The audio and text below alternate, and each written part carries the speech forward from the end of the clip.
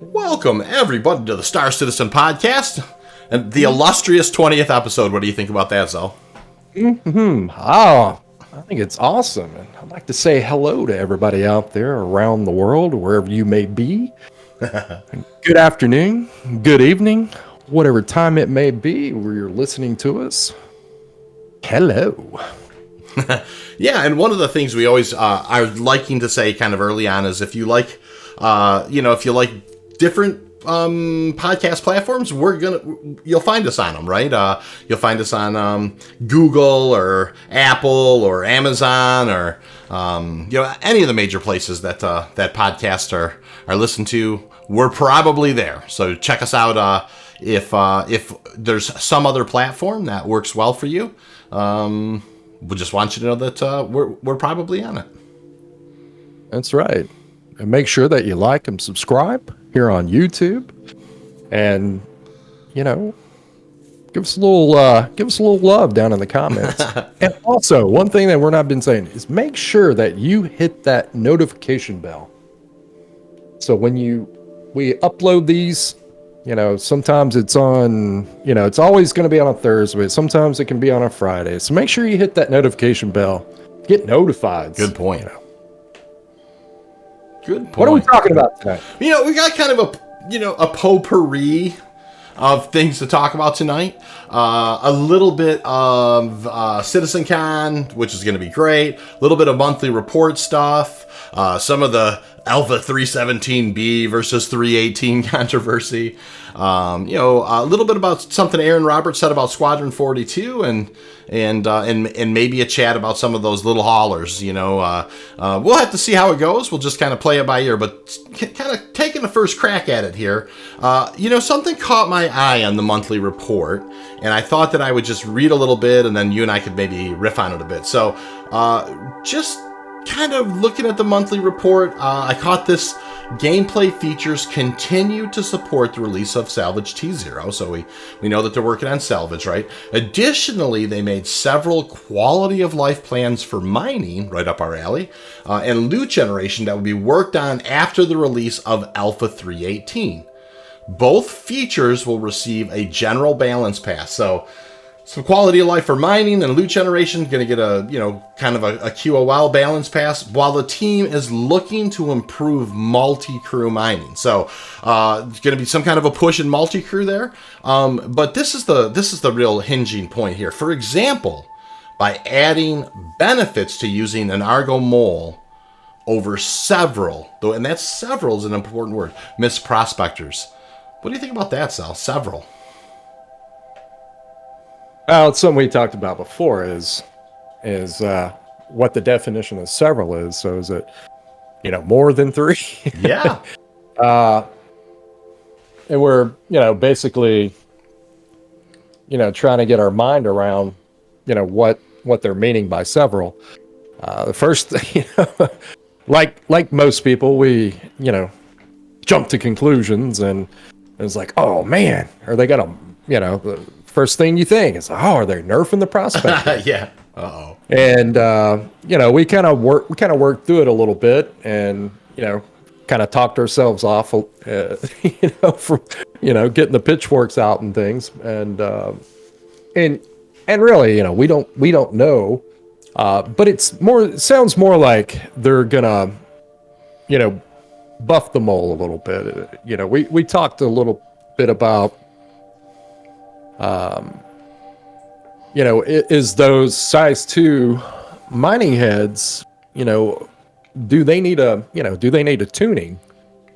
Some things that we wanted to go out and test was, because of course this is anecdotal and kind of remembering certain things, but when we had been out mining a couple times, there'd been a couple of us in the mole, and we would try to break, the big rocks, anything over 7,000 mass. And one of the things I noticed, it's not that we can't do it, it just seemed like it was not as efficient as it was with 2 prospectors, even to the point where, I'd unlock the gimbal and kind of paint across the rock to see, to try to get it to heat up quicker. and it seemed like it took a lot longer to break that rock than it would, having two prospectors do the same size rock. And like I said, we need to go back and test that, to make sure, I'm kind of remembering correctly, but that was kind of my thought. And that's why, kind of come to the conclusion that they're probably going to be buffing those, size 2 laser heads, along with, possibly, obviously with 318 and them, retuning the servers, and with persistence, a lot of the problems that we had in the mole before, especially when the pilot got out of the pilot seat, is that, it very basically shaky. it basically turned the mole into a hippity hop. So, a lot of those things will obviously be fixed, and I don't necessarily believe that's complete what they mean by that. I just feel like they're probably going to be retuning, the mole. So I think the mole is actually going to get a buff. And something else that you and I kind of talked about is, not that this is the case, but also being able to kind of retune and buff the mole, because they may be trying to slot something in between the mole and the prospector. Yeah, of course, I mean, that there could. You're absolutely right. That's a very, very good point.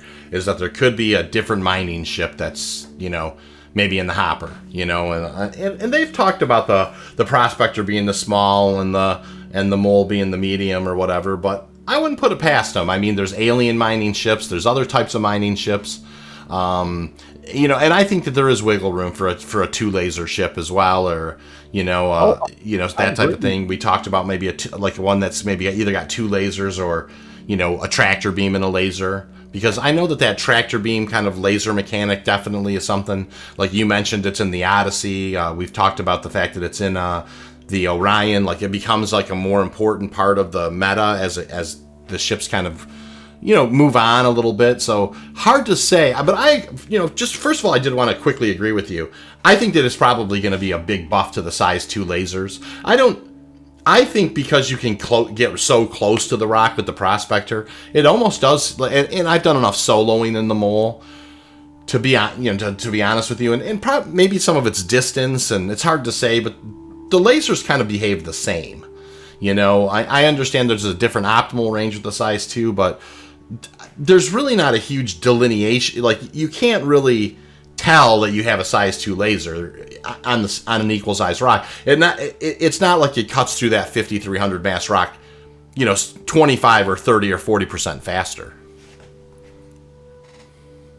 Oh yeah, no, it should be a big jump, and this is one thing that I can say with a certain amount of certainty. It doesn't burn through that rock twice as fast as, say like 2 size 1s on the prospector. It doesn't. No, significantly larger ship too, with much more resources and size 2 lasers. You're right. They're gonna buff the mole for sure. There's something else that, in that same paragraph that I would like to bring up too. Sure. That is that, basically they went in and says that they made several quality of life plans for mining and loot generation. And that seemed like a pretty interesting sentence, is that they would add the mining and loot generation. Exactly what loot are they speaking about? Something that you and I kind of chuckled about is, are they going to be adding rare items, gems, or rare materials along? It's like when you break a rock, are you going to also be able to find rare materials in that same rock, or gems or something like that?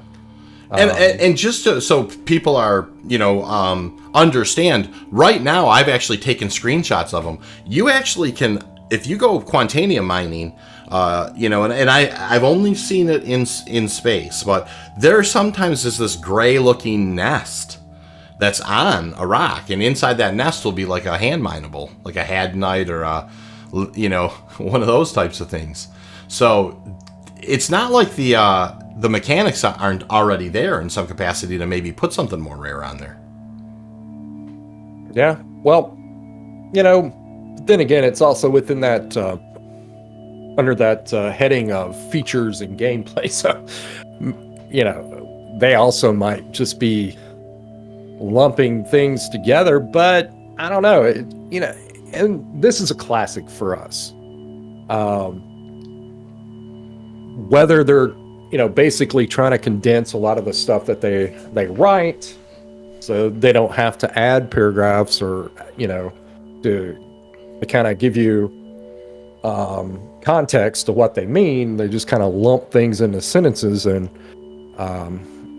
you and I, reading into things, because, we analyze and look at things and we're just like, well, that's just kind of a funny way to say it. I mean, there's been several times we've looked at this and go, that's just, why are they adding, this phrase or this sentence to this particular line of thinking, unless, they're wanting you to think something else. We've kind of looked into that before and said, it just seemed like a funny way of phrasing, or, because it doesn't, sometimes we feel like the way they say things don't mean what they think they want it to mean. So. Well, and I think that even they'd admit that sometimes, they definitely have,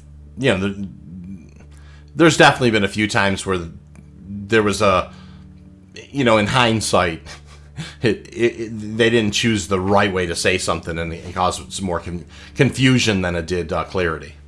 Yeah, it's true. And look, hey, I know it's probably got to be a pretty tough gig. So,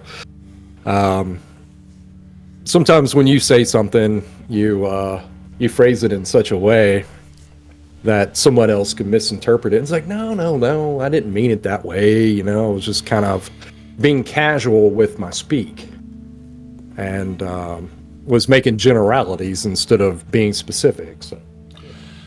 So anyway, that is... I digress. Yeah, no, that is right in our wheelhouse, though. We prospector mine, we use the mole. And traditionally we've been doing kind of prospector breaking teams with using kind of moles more exclusively to scoop. Although the mole occasionally does flex and become a breaker. And it is in those anecdotal times when... don't get me wrong, we have a lot of time under, flying the mole with full, different 1, 2, and 3 people, down in the lasers. I mean, a lot of time, I have a lot of time in the seat as a mole captain. But there's not a lot that differentiates the mole between, 2 or 3 prospectors right now. I mean, obviously you have 96 SCU, that's great, that it can hold. But as far as at the laser level, the 3 prospectors or 3 mole lasers are pretty much on par with each other. So that's it's true. And just like we got very efficient with some of our testing and things, and especially upping the wattage on one of those prospectors and then using the other prospector to keep it in line really burns through the rocks fast. So we've gotten pretty efficient at breaking rocks with prospectors. Yeah, incredibly efficient at it. I mean, we can make quite a bit of money fairly quickly. Even in today's kind of where the scanning mechanics are, and everything is. There are some challenges to it, you know what I mean? But for the most part, I think even today we have an excellent group of guys that we mine with. We can field a very, very competent group of mining folks. We can locate the resources fairly quickly and have them back in the hopper. I mean, I think I was on stream the other night in 2 hours and 15 minutes. I soloed over 1 million AUEC. So yeah, mining is still it's still a solid way to make AUEC in the game. And but anything that's, if you're definitely doing anything with mining quality of life stuff, you're doing anything with the Prospector or the Mole, you're going to get our attention. And then, Zel and I, of course, always secretly hope that there's going to be more mining ships. That's for sure. Oh, yeah, absolutely. I mean, we feel like there is definitely room for at least 40 more. So yeah, that's exactly right. I mean, all the you get a mining ship and you get a mining ship design. Well, it's the thing is you just can't have too many mining ships in our opinion. So, but I do like they say that they made several quality of life plans for mining, which is pretty exciting. So we're looking forward to seeing what they do with that. I mean, a couple things. Listen, I mean, if you're going to ask me what are some top features that I'd like to see for mining, number one would be a way when you find a rock, a way to tag it some way where you could return to it. Or even share it, share that particular with somebody. So maybe taking a mining gadget, planting it on the rock. And then, maybe it has a frequency or something, or, it has a GUID number or something. And if you give somebody else that GUID number, they can track it. And it just basically becomes a beacon where you can just, go to that one place. That in and of itself could change the complexion of, that way, a couple hours before the mining event, I could go out and tag rocks. Yeah, that's true. Well, once they get the mobiGlas and the mapping, we know that they are bringing a marking system on the map, for maps. So, well, persistent entity streaming is, for as much as I know we're gonna chat about 3.17.3 and 3.18. I am hoping I am going to retest all of that. Grabbing a delivery box, all that stuff is going to get retested when persistent entity streaming is a thing. And trying to mark rocks with that stuff, gray cat buggies, whatever. Well, I guess the only thing is it's they're like tier 0, like they like to place everything in that T0 range, and this iteration of persistent entity streaming is going to be their tier 0. So yes, you will have persistence. Yes, if you put a coffee cup on Lyria, that coffee cup will be there as long as you stay on the server. It'll be there. If somehow you get kicked or log off and can't get back on that same server, well, it's still persisting there. It's just that, you won't be able to see it because it's not there for you. Well, and that's actually, if there ever was a time when you're going to want to maybe, get yourself into an organization or have a few buddies that you play with, it's going to be those types of times. I mean, that way, if you happen to go into a server, and if for whatever reason, if you happen to get kicked out, you can find your way back into that same server. And some of that persistence will help in that capacity.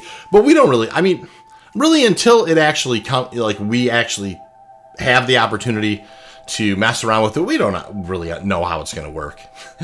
Well, we are just kind of guessing at some level. I mean, based on what they've said, it's an educated guess, but it'll be interesting. We do. I mean, until server meshing and replicate, and the replication layer becomes, across all spectrums, then, I mean, we do know that that's going to be the case. We just don't know to what degree things like cargo, where they're going to go with cargo. And we still, even right now, your prediction with, a lot of the things that we feel like was going to kind of get put on the back burner. I think the cargo refactor was one of them. Yeah, exactly. They say yes. I mean, it's coming, but not what we thought it was. It's not going to be any different than what we have now. Is that maybe some of the cargo will still be physicalized, and that you might be able to move it around, but besides when the cargo gets loaded, I mean, we still kind of have physicalized cargo. I mean, if we go pick up a box of rocks and stick it in the cargo, it's going to persist until you log out. So, yeah, how much beyond that, we're not sure. You're exactly right. I mean, this, they keep, like Jared said in that one video, well, that's the cargo refactor when it was like the reclaimer boxes, or, even in this features gameplay, the last line says the EUPU team began supporting their U.S. counterparts on the cargo refactor as it approaches release. Here's the, Zel and I always talk about like kind of this MVP, minimum viable product type thing. And for instance, like, even with the inventory system, you don't have this like draw a box and drag a bunch of stuff and drop it, or a fast way. I mean, if you've gone ROC mining and you have to kind of, at the end of the night, kind of do that, do the carpal tunnel dance to move those things around a little bit. It's gracious. I mean, if you realize how, in the most respectful sense, because we adore Star Citizen, but you clinically, being clinical, not cynical, right? You do realize the shortcoming, for instance, of the inventory system. And so it looks like if there is going to be some kind of a cargo refactor, it's not going to be, certainly one of the minimum viable things I would think you would need is a snap to mechanic, meaning like if you fly down and you pick up some titanium and there's, you buy some titanium, you walk outside and that titanium is sitting there on a pad and you got to load it into your ship, that there should be a mechanic like when you grab the box, there's a little bit of tug to it to break it away from the group.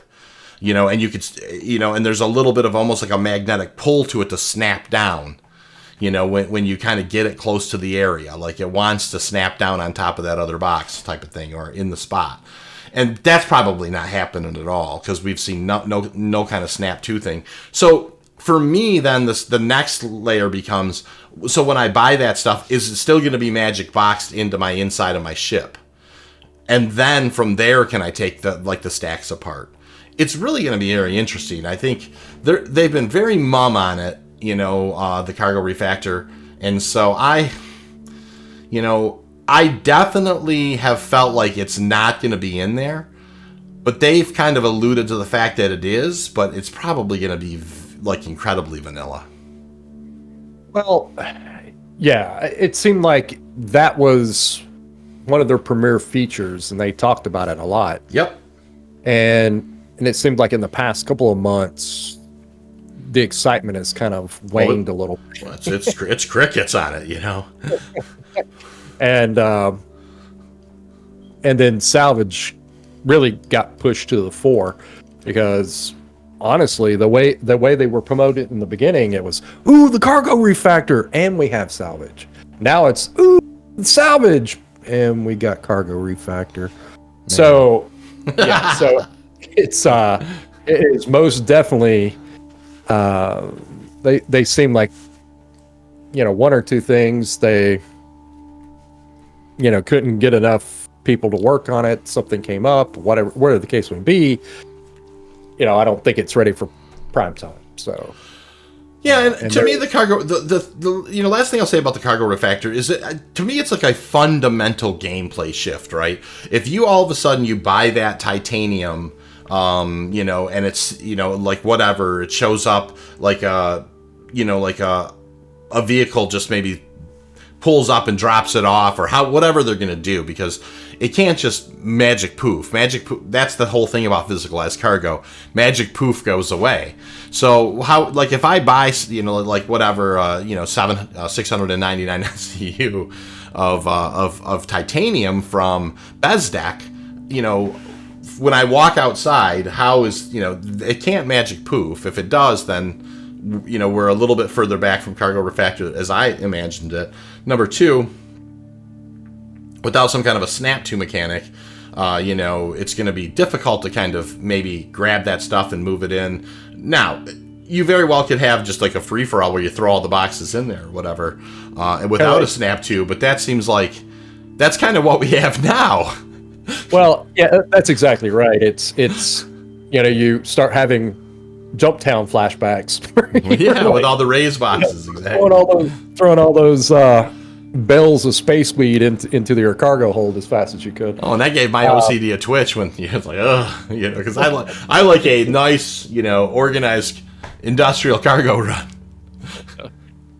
Of course, you find out very quickly that if you didn't get a bunch of that shit on there quick enough, then you might run into trouble. So.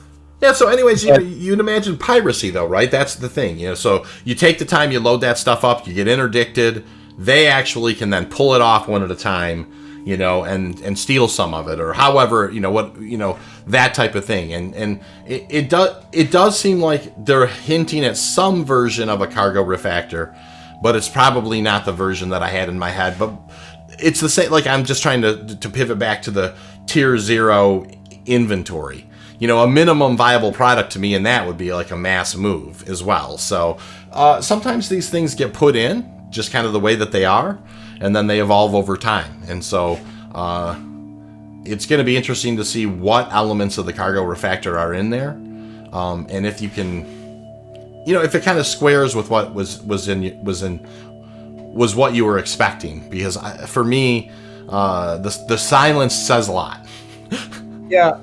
I honestly feel, I don't want to black pill everybody. I just feel like everybody should temper their expectations. Yeah, it was a good way to put it, exactly. When it comes to things like that. Although, the way I believe is it's really going to be cargo. They call it, the cargo it's the cargo groundwork. It's just going to be a name only, really. It's not going to be exactly what they meant it was going to be. That's okay. And I feel like they're leaving it in so they can say, well, we added this part of it, so they don't have to omit anything going, oh, well, we had to leave it out. Right. Because that may upset a few folks. But then again, a lot of us, when it comes to this game, have become more pragmatic about expectations. So, if they say, hey, something came up and, it was a feature that, we had to have some engineers come in and fix back end stuff, and we couldn't get certain things to work right. We didn't have enough time to complete it. Honestly, I believe probably that would be the better way to go. But then again, I don't know. Everybody knows exactly. But they're like, well, then you shouldn't have been effing around with this, that, or the. You're always going to get the argument one way or the other. So well, maybe it's just better to kind of let everything kind of slide as it goes. And it's always easy to sit in this side of the chair. You know what I mean? Oh, yeah. I mean, it's not lost on me. I mean, just recently we went to this, I work in kind of DevOps or whatever, and we went to this, what's called a sprint. And anybody who's in development is going to be pretty familiar with what a sprint is. We have a 2-week sprint, and there are, you have these tasks that are in there that have, an estimated amount of time that they take, and you got to get, you try to get all of the tasks done that are inside the sprint. And, inevitably there are things that block some of them, or, you can't get all the information you need, or you just can't get the solution you need in place in time. And the next thing, it's funny how one of those things slide into the next sprint, and then, that kind of gets you over your skis for the next sprint. And I think we've seen some of that, like I'm not pretending to have any inside knowledge on where, CIG is at. But we definitely know earlier this year there was the big split between, kind of more assets going towards Squadron 42, and that type of thing. And we don't need to rehash that, but Zel and I've talked about kind of that slide we got into with 317 being a little bit, feeling like it maybe was pushed out a little bit because of Invictus. And then some of the things that ended up having because of that maybe caused you had the wipe, you had the 317.2 kind of being more late June as release, and then the pushback with it, them hoping to get PES into Evocati in August, and then late September, and then here we are. Boy, you hate to say, October 6th, and it's close, is basically what they say. But 3.17.3 just got kind of put into the live. So yeah, it's it's easy from this side of the chair to be critical of where things are at. And I think, as people who have been, invested in the game for a while, it's I will admit that sometimes, more recently, if in particular, some, a hint of disillusionment, occasionally gets into my own, gets into my own ecosystem with it a little bit. But for the most part, I mean, I think I think that things are, super incredible, and I really, really, really am looking forward to seeing where we're headed with Pyro. Oh, yeah, most definitely. I feel like we're in that situation where, yes, it is easy to be the armchair quarterback. Sure. The Monday morning quarterback, yeah. And pull the, oh, you should have done this or should have done that. And anybody that's, worked in the fields that, where you were a project manager and, things like that, you understand that sometimes, projects get delayed for whatever reason. You try to meet those goals and hit those timelines, but sometimes, things are unforeseen. Yeah, the subs took a little bit longer than you suspected they would. They ran into problems. You had shipping issues with materials and everything else, and so yeah, the problem is there's never absolutes. That's exactly right. There's always, your prediction, your estimation, but you never have certainty with things like that. So these are things that we understand, but it's easy, and a lot of us do, to get into that emotional fold of your expectations. You're like, oh wow, that's a bummer, or whatever the case may be. So yeah, there's wow, that's a bummer, is definitely one way it gets handled. If you spend time on Spectrum, it's not okay. Yeah, it's usually not wow, it's a bummer. It's wow, it's bleep bleep bleep bleep bleep. It's pretty, yeah. I mean, people are pretty passionate about some of that stuff, and I understand that you have money invested and time invested and that type of thing, and nobody wants to see things go faster than, and we've, as Zel and I have said many times, I mean, in the most respectful sense, Squadron 42 is not really my cup of tea. I wish they dump all the resources into the PU. We've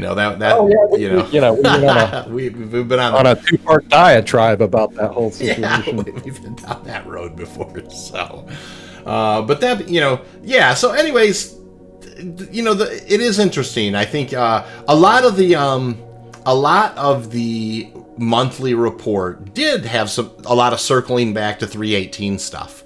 Them getting ready for 3.18, them ramping up for 3.18. And so it is, it's actually not that far away now, Zel. I mean, if by their own words, I think we're 6 weeks maybe, away from 3.18 at the most. Well, and I believe that they want to be at least ready for IAE. It is most definitely knocking at your back door. So, yeah, it's coming. It's fast and it's furious, baby. Can they get enough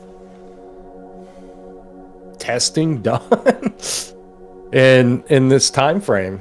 Are they feeling a little bit more confident about, at least in their internal testing, feel a little bit more comfortable that they could probably pull it off? Things that we've mentioned in the past couple months now is, a lot of this stuff, which, kind of brings us to that 3.17.3b situation of, we're we're just gonna have to be honest. It was kind of a head scratcher for us where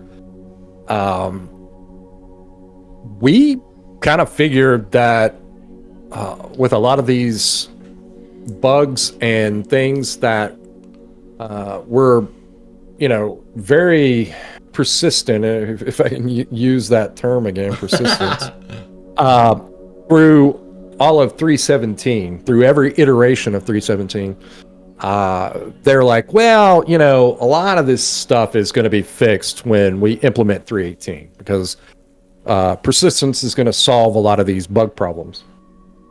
And, they had their engineers working a lot of stuff on the back end as well. So Right. a lot of these weird bugs that actually were in the engine were going to be fixed as well. And we thought they were just going to let it ride, baby. It was like, let's let it ride. We'll fix it. We'll fix it on this next patch. But for me, the 3.17.3 situation was a bit of a head scratcher for me. It was like, well, are they also implementing some sort of framework for 3.18 in this? Although we know that they had a huge list of bug fixes and things, in this as well. And then, basically fixing some technical issues. So yeah, I was kind of taken aback by this, that they were implementing this first, Right. especially when we're so close to when they said they want to do the release for 3.18. And the one thing I will say is, now that it's kind of slid in there, it slid into live 3.17.3, it does seem like there was mostly probably some bug fixes. There was a couple of feature kind of what they call updates, but the feature update really is they just slowed down ground vehicles. I'm not sure is that a feature update? No, I'm teasing. I mean, to me, it's an alpha, right? I mean, if they're going to slow down some vehicles to see how they they may speed some things up, they may slow some things down. I think we're going to talk about that a little bit. It's one of the things in the CitizenCon panels. You know what I mean? But yeah, I mean, I mean, that seems like part of that iteration of that. But it wasn't a database wipe. They just kind of slid it in. Like, I didn't even lose my refining jobs. So to me, it ended up being where 3.17.3, it was a bit of a head scratcher. It's less of a head scratcher for me tonight than it was yesterday, just because I had the luxury of being able to install it tonight and just log in. And it was like I was still in my normal place that I was at. I still had my refining jobs. I still had everything. So there probably just was some fixes and some things they wanted to do in the background a little bit, and maybe get some metrics on a few other things. So, which is interesting too. If you read the patch notes for it, they basically said that they left all that stuff up at the top, and when we saw it the other day, we were like, oh crap, sounds like a wipe. Yeah, they were wanting to do it, and and you look at it and it says database reset, yes, long-term persistence enabled, and your starting UEC was 20 grand. I was like, you look at it, you're like, what? So yeah, I mean, I think it was kind of putting some stuff back in line, I guess, for the next, for the month to come. And honestly, I think this ground vehicle situation is maybe kind of bringing things into a relative scale. I know that things aren't supposed to be there for 3.18, but it just seems odd that they decided to slow everything down. I think you're probably right. I'm sure there are some parts of, there's probably some prerequisites or something that they wanted to kind of sneak in there and see how they performed. Because the one thing about persistent entity streaming they've been very, very careful about saying is you're not really going to see it, touch it, smell it, taste it. You know what I mean? It's just one of these things, right? It's just, it's like you said, you set that glass down, and then you happen to log off of that server, and somehow if you happen to log back on that server, it's going to still be there, or it's going to respawn when you log in there. We don't exactly know how it's all going to play out, and they talked about, you had nailed it when you said that there's going to be like this item hierarchy, which I thought, I don't know if you remember when you said it, they must going to somehow classify certain items at a certain level. And then it was so funny, the next Star Citizen Live or whatever, they said there's going to be an item hierarchy. It's like, wow, so I kind of nailed that, Well, I mean, yeah, I mean, if you deal with if what else would you do? It makes sense, right? It's just kind of a logical thing, right? If you ever, even if you ever played a game before, that for most games you do have a certain persistence. After a while, the server will start cleaning itself up. So, that's why they despawn mobs, that type of thing. So, anything that isn't relevant, like empty cups or bottles or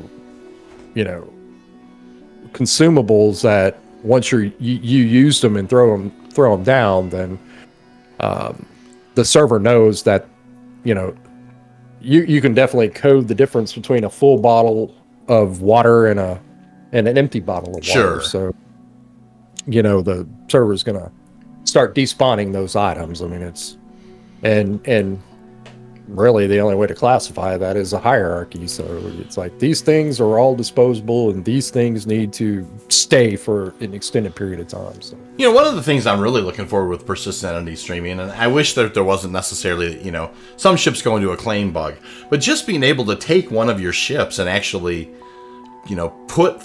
store the things in it, have it be where every time you pull it out, it's going to have, it's going to have those things in it that you want. You kind of, you might have a plushie sitting somewhere, or, environmental suits in the environmental, someday when you can have the environmental suits in the environmental suit case, and then, or the guns in the armory and that type of thing. And every time you pull the ship, it looks like that in the inside, it would be cool if they maybe, like, at some point you got to kind of save your claim.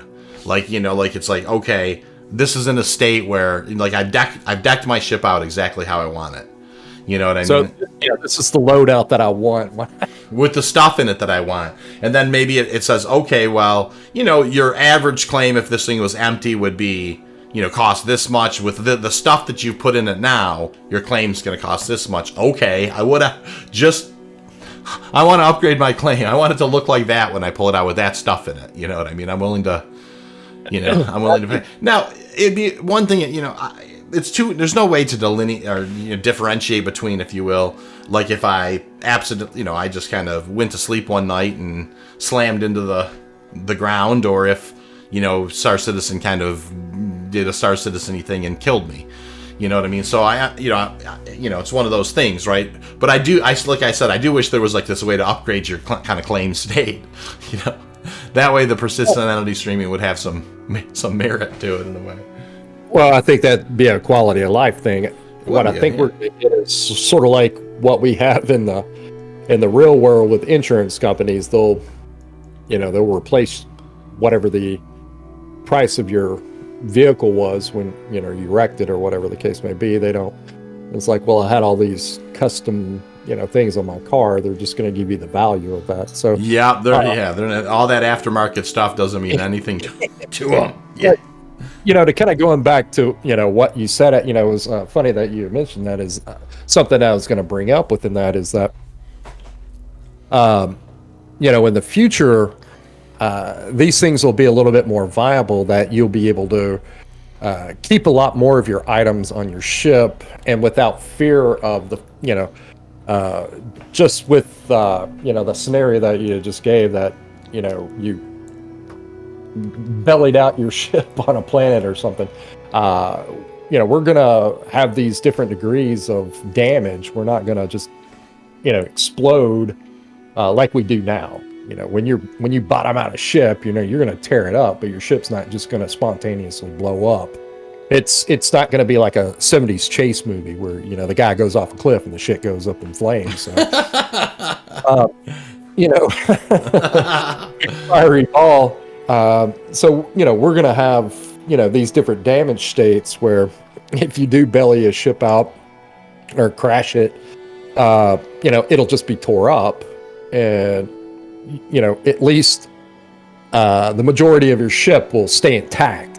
Whatever has to be repaired or fixed, you know, we'll have to figure that out. But it does, you know, give you the confidence to at least put in the armor storage or weapon storage, or, you know, things that you want to store in your ship. At least, you know, you feel like it's not going to be a waste because you're just going to go out there and crash into shit and blow up. You know, it's really going to be one of those situations where they're, you know, especially when you're dealing with claim situations and insurance, because you think about it, you're going to want these ships to be pretty daggum durable, even in, you know, even in a fight. Yep. Say you got shot to crap, you know, it should take a lot to blow the ship up. Yes. You know, components are going to get damaged, systems are going to shut down, yeah, and your stuff's just going to stop working. There's going to be some things that are I mean, but I mean, if you think about it, like what a ship is, I mean, a lot of it's husk and hull, you know, and yes, I understand. I mean, certainly there's a big difference between not having life support systems that can, you know, kind of feed into the vacuum of space, you know, that type of thing, a big hole in your hull, and the ship being absolutely just blown up, like, you know, like you said, like a 70s chase scene, you know what I mean, where, you know, it's you know, where it's just a massive explosion and everything's just in bits, you know. I actually think it's going to be really cool. You know, it's like if you've been in a really gnarly fight, and maybe you're like, you know, 5 or 6 of you are fighting 5 or 6 other guys, and you just got targeted early, and you were in a really gnarly fight, and you got a couple of the nacelles blown off on your Andromeda, and that thing is just a husk. It's sitting there, but it's not blown up. It's just can't, you know, it's disabled, you know, and then maybe your team wins that fight. And then you know, it's like the next thing that you're doing is going and grabbing your SRV and pulling that thing someplace where you can repair it, you know. And then it shows battle damage, you know. It shows that you've kind of done that stuff until you choose to, like, maybe, you know, however you can reset it back to, you know, clean or whatever the heck. But, you know, I really would love, you know, for the, you know, it's like, oh, that, you know, look at that brand new ship versus, wow, that guy's been flying that thing around for a while. And I know that, I think, you know, I think they talk about that same thing. I mean, for whatever reason, one of my prospectors right now, even though I repair it, it's got like, it's like in battle damage mode. Like when I pull it out, it kind of has this, like it has this glow to it, you know. I'll get into it, and it's like the ladder looks rough. It looks like it's all charred. And I repair it every time. It doesn't actually bother me. It actually is kind of cool, you know. As I get in there, it's just like, wow. It's just, it looks like I beat the hell out of this thing, mining every day, because I do. Well, you know, things are definitely going to have, and that's exactly right. I mean, it's the way it's supposed to be. Everything's going to have wear to it, like all the little micrometeors and fragments that were out in space is. You know, scratch your paint and, you know, scratch your, you know, canopies and windshields and all that jazz. And, you're going to see those little micro scratches. And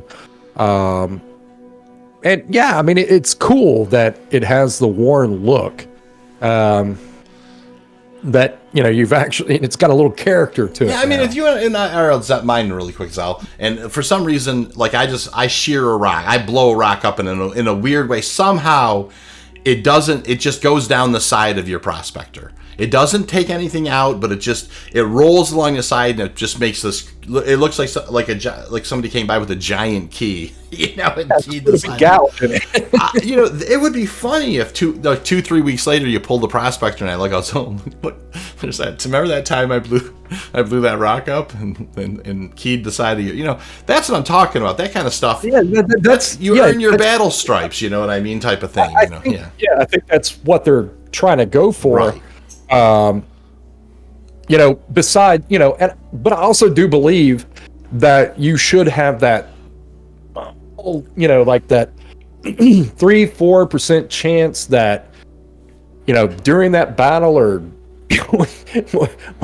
when you just didn't land right. Well, maybe not that, maybe not on that extreme, but you were coming in too hot and you hit the surface of something, or you were in that dogfight and you had that small percentage chance that you had a supercritical failure, like it hit your reactor or something, and like the power dampeners went down and your fuel exploded and blew half the side of your ship. I do believe that there should be that tiny small percent chance that you do have that critical failure that ends up in a catastrophic event. Sure. But for the most part, yes, I believe that when we wipe out, when we crash, I mean, besides just absolutely like totally getting mashed in between two asteroids, something at high speed, I believe that your ship should survive massive amounts of damage without just totally blowing up. Yeah, and you're absolutely right. There are some components on your ship that should be volatile. And if for some reason ballistic fire gets to those things, or you like you said, there's a percent chance that if this component gets hit, right in the center of it, or a bullet gets, something rips through the hull and gets into this thing, then it could be catastrophic. I think that's, but on the whole, I think you and I agree that kind of the damaged ship, or the husk, the inoperable kind of half of the ship or whatever, is probably it's going to be probably how it's going to be, but I agree with you. I don't think that there should never be something where there should always be that small chance that you hit somebody and they go up, you're like, what the heck was that? So yep, you just happened to get into the right component and there was a chain reaction. It's yeah, that situation where you have your version of Scotty on your ship and it's like, Captain, we're seriously effed. So. Yeah, that's exactly right.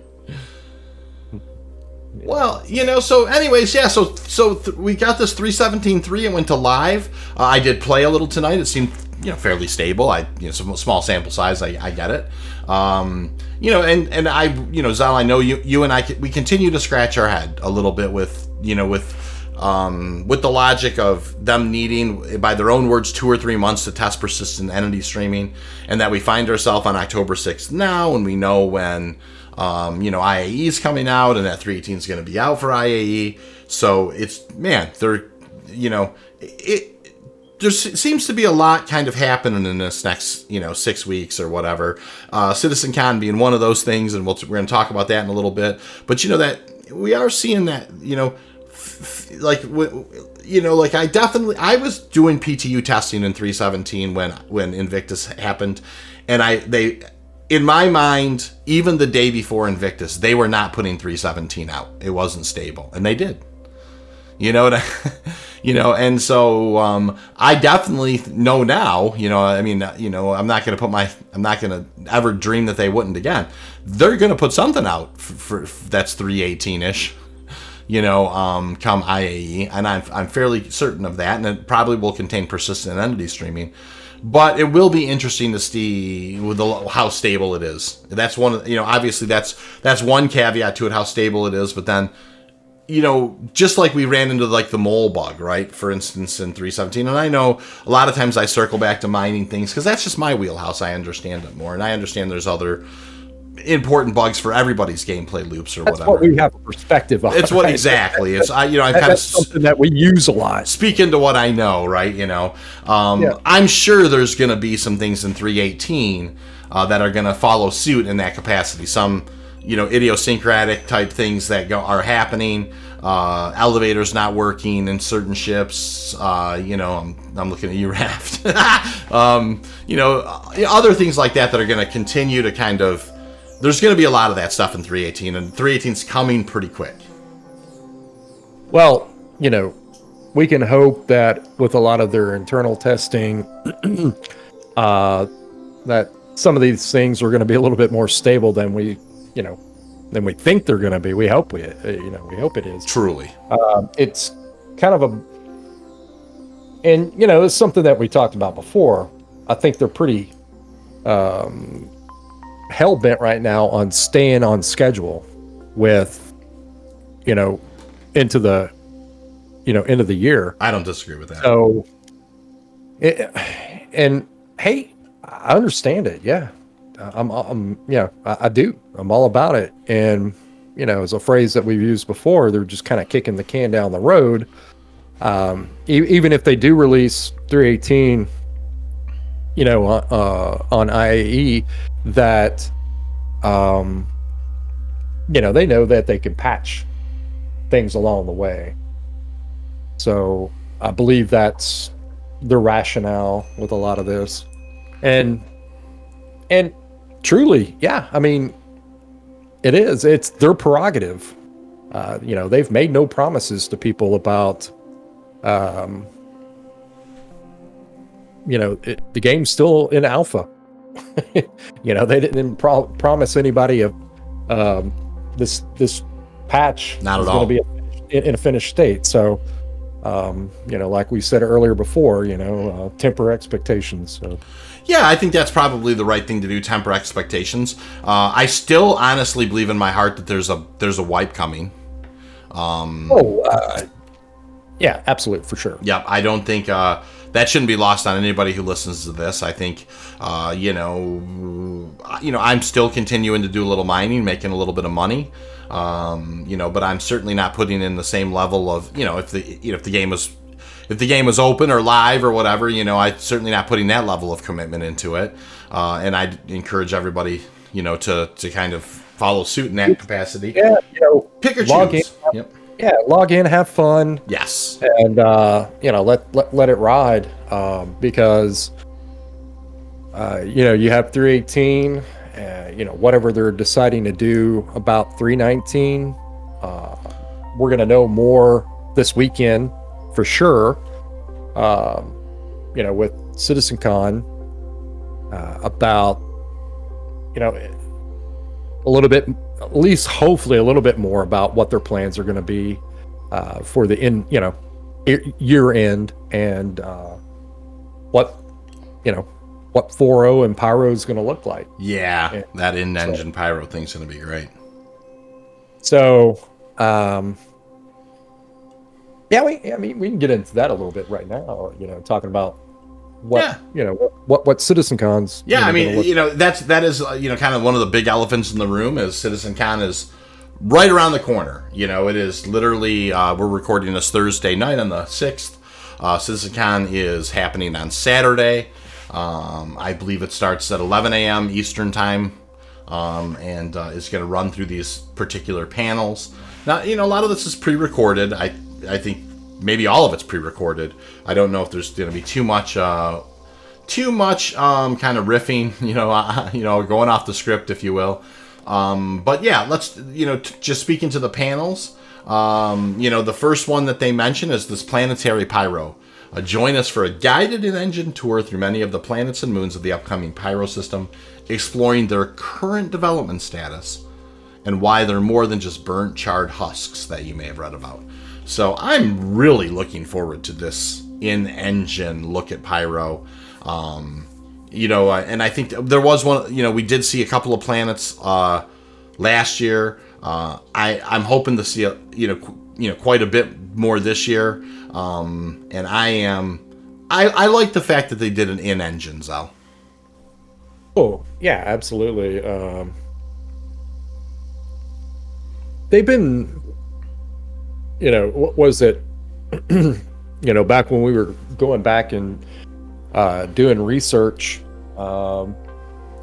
seems like the most definitely the past couple of Citizen Cons,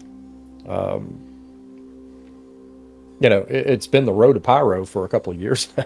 So, Yeah, and no, it yeah, has. so uh, I know that they've streamlined their pipelines a little bit more, and they've had a lot of time to work on Pyro, even in the in betweens.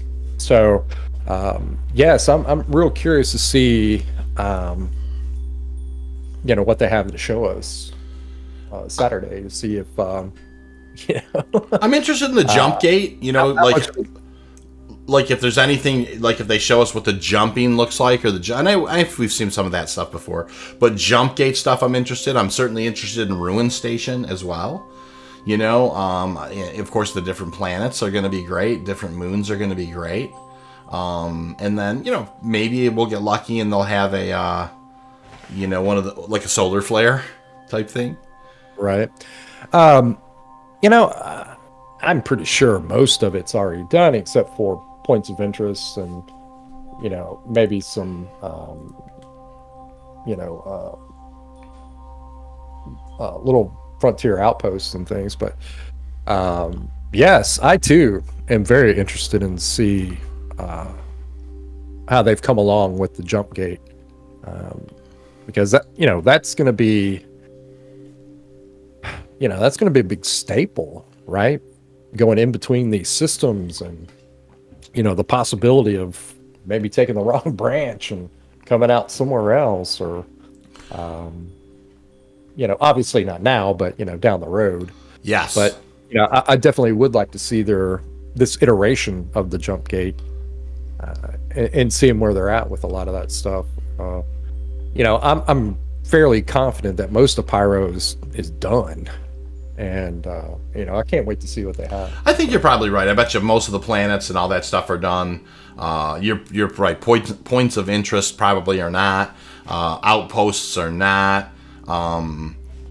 Just kind of using my imagination, it's going to be very interesting to see, like, is it going to be, is trade going to be more one way? Is it going to be kind of from, bringing good, a lot of food supplies and things from Staten into like some of those remote outposts, or, maybe are there going to be a couple of like just sketchy places, but you can pick up like a big load of pyrite there, and or whatever the heck they're going to have, and then make your way back to Stanton for some, like a rare resource.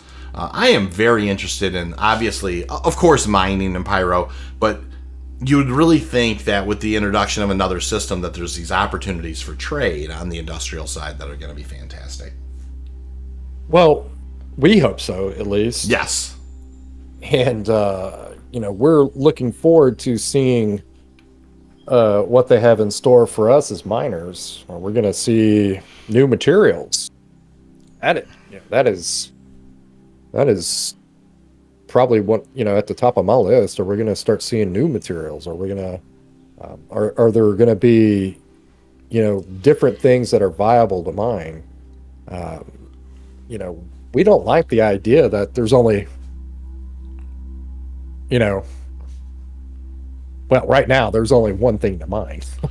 I mean, if you're just being, you can go mine the other things, but why would you?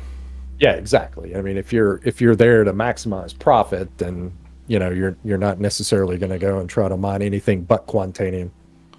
But you don't want to have 5 or 6 or 7 guys standing out there, and then at the end, after a 3-hour mining day, it's like, here's your 25 grand. Right. That's just, it's, don't get me wrong. Even the most, people who enjoy each other's company and that kind of a thing, and like to spend time together, that you still like to be as profitable as you possibly can. And that's why, like, not to say, just to kind of support what you're saying, Zel, that's why we just quantanium mine. That's just what we do, because, there's nothing in the ballpark that's even profitable, but there's no, it's, if we were trying to build a base and we needed aluminum, or we needed inert, or we needed corundum, or if we were trying to build, tune something and it required a resource, I'd go mine anything any day of the week if something needed it. But the only thing we're really doing right now, it's a bit of a is making a little in-game money to buy some other things in the game. Yeah. And for us, I mean, obviously, yeah, we'd be happy just passing the time, but as it relates to in-game things, yes, I mean, we're there to maximize the profit, and it'd be nice to have, a couple of other things to actually, go mine, especially, that kind of spreads us out a little bit, not everybody's looking for the same thing. And, it gives us opportunities to have a little bit more diversity when it comes to where we go, what we do, how to look for it.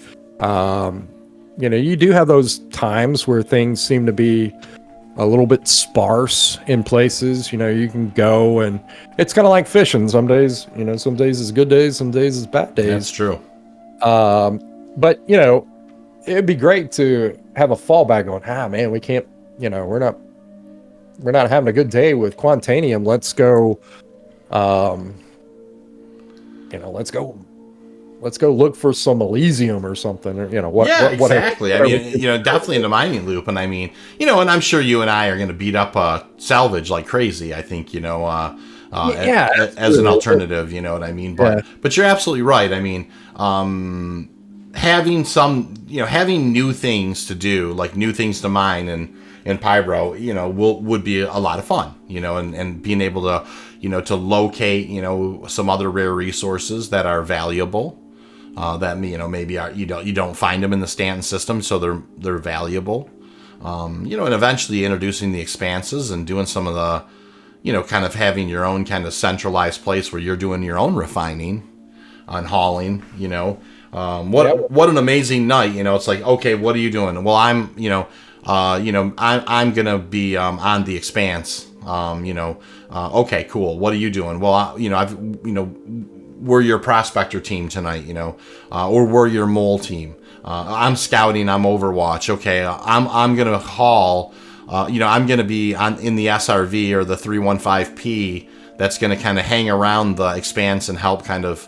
You're just going to drop your bags, and I'm just going to, I'll do the tractor beam and I'm over. You know what I mean? And then you have this, okay, I'm the guy who's, got the C2, who's, you're loading that stuff on, and he's flying out of Pyro, and, whatever it is you're collecting that night. So, I mean, you definitely can, and of course, whenever I'm going to, kind of talk about any kind of an operation, it's always going to be industrial. So, I understand there's not a lot of combat in that besides escorts and Overwatch. But, hey, I mean, that's going to be a tremendous amount of fun. You know what I mean? When you've got that kind of thing going on. You might have a refueling ship in the area, you might have your Expanse in the area. You have a command vessel in the area that's kind of, that's, potentially it's got a bed people can respawn at if they happen to die. There's that deep space, we've talked about that many times, that deep space forward operating base, that's right. Yeah, we hope that we're going to see things like that where, that's another thing that we really, honestly, that we really kind of get into is logistics. Truly, yes, absolutely. That's a big part of the industrial game base. Yeah, think about it. I mean, we really we really get off on the idea of logistics. That's all we talk about, really. So, actually, putting that into a practical application where we actually have to, start planning and thinking about how we're going to get, further into the system, or, are we going to have the, the resources to refuel, repair, and it'd be great to see the Expanse sometime pretty quick. So we can start refining all the material out there, and then also keeping our eyes out for the bad guys. So I mean, we've talked about griefers and things like that, and we think those guys suck, but we also kind of get a charge out of that risk reward. Yes. So that's exactly right. And I mean, and that logistics has to plan for that stuff. You have to have contingencies for, for bad situations, you know what I mean? So yeah, I mean, here's the thing, so funny. We start talking about the planet, of course, just the panel, but man, once Pyro gets, once it gets into the ecosystem of the conversation, it's just one of those things. The road to Pyro is important. I mean, you've talked about how it's been a couple of years, the road expanding, having a second, system to go into, and to do all the things that you can do in Star Citizen it's going to be a huge, that's going to be one of the funnest, even though it's going to be still in alpha, and maybe, it's a year from down the road, or, who knows, that day when you're first kind of jumping into, hitting that jump gate and heading the Pyro, that's going to be a fun day. Holy mackerel.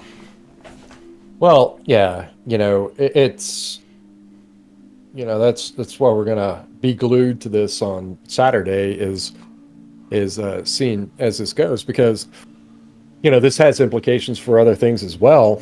Yes. Because we've been told that once Pyro gets out, man, Nick's in too far behind. I would say Nick's is going to be released summer 23.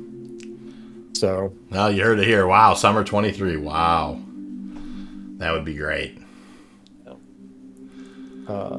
So yeah, this is definitely something to keep your ear to. Absolutely. All right, so moving on, just because we'll talk Pyro in the all night if we're not careful.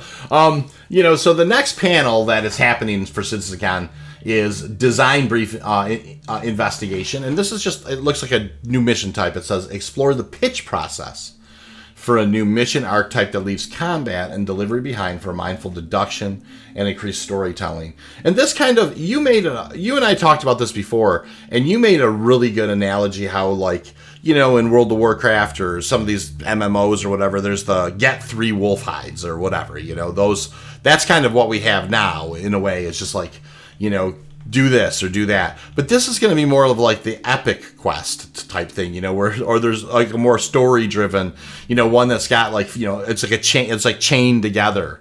You know what I mean? No, where there's, it's like it's like a mini part mission. It's right. It's a story type thing. Yeah. Yeah, exactly. You got to follow the story. Yeah. And, I feel like that's, it's great. It's, it gets the storytelling team, to be able to write, some really fun and cool quests that are more than just go collect the bounty for 5 of these bad guys. This is definitely going to be great. So if this is going to be some of their first iterations for a lot of this, and you get to see like narrative gameplay, and that's a lot more fun. And I even heard them talking about a little while ago about having these story driven missions like this that also have multiple outcomes at the end of the story. So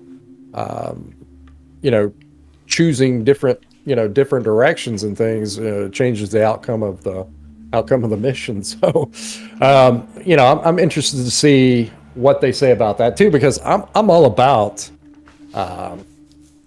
having more have consequences. Yeah, having more expansive mission types than just go here, look for this guy, or shoot 5 bad guys.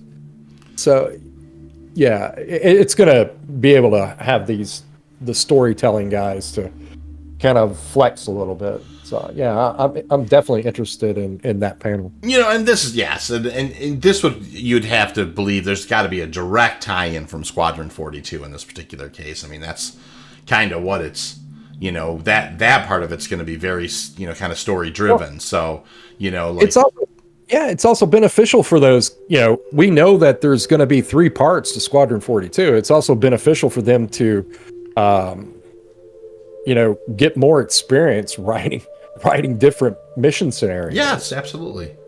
And, having them implement that into the PU is, just going to, add more, add more to the game, more flavor. You know, definitely not your same old, go down to the bunker type missions. And No, things. I mean, I would really like to see some like ambassador type things, like you're trying to maybe kind of smooth over relations with the Xi'an or whatever. I mean that kind of stuff. Really, actually, you know, spreading those narrative out to a little bit further, because we definitely know that in the future a lot of this stuff is going to be reputation driven with just about everything that you do in the game. Yep. So a lot of getting some of these missions out like this is that step forward to doing these missions for these different factions to gain these type of rep. And I'm looking forward to some really fun, cool gameplay where these things are pretty expansive. It's like you have to do a little deductive.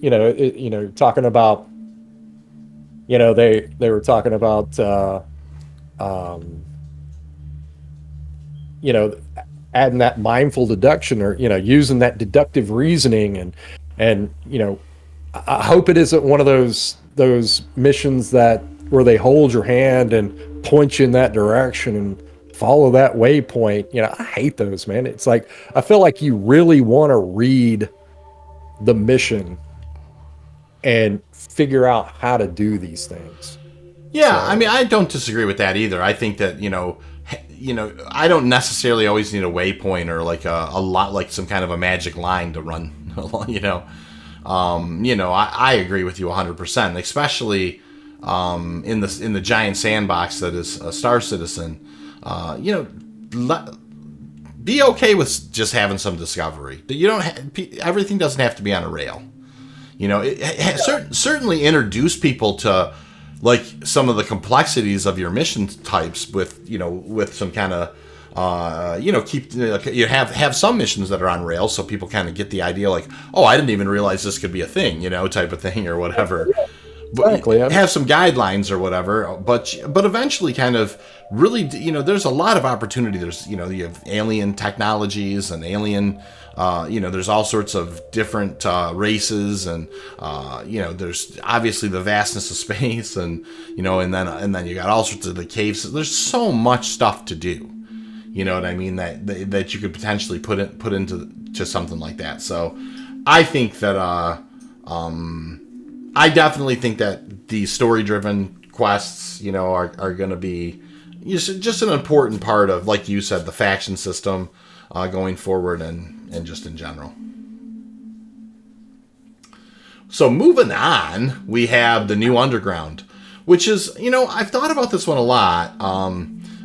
It says, when corporations, commerce, and caverns collide, take your first look at the enormous reimagining of underground facilities and the new gameplay possibilities that will arrive with them. And one of the things that comes to mind right off the bat is something you said, Zel, a couple of weeks ago, where underground could definitely mean inside giant asteroids in space. Mm-hmm.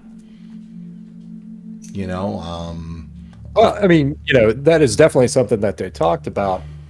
And, one of the things that, we also, what's also too is, having the ability to actually build those asteroid bases ourselves type thing. But we know that, something that we had talked about before is, especially when you're dealing with these new underground facilities, I think they're definitely going to add a little bit more variety to not your not your same old bunker mission. And hopefully these new underground facilities are going to be a little bit more cavernous and vast. And I mean, one of the most natural ways to kind of get away from elemental, the extremes of the environment, Yep. is to go below the ground. So it's actually it's an inexpensive way potentially to avoid catastrophic situations.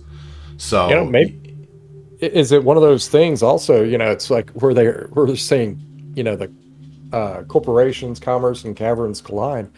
Are they going to start, adding these facilities? You have to follow these caves down.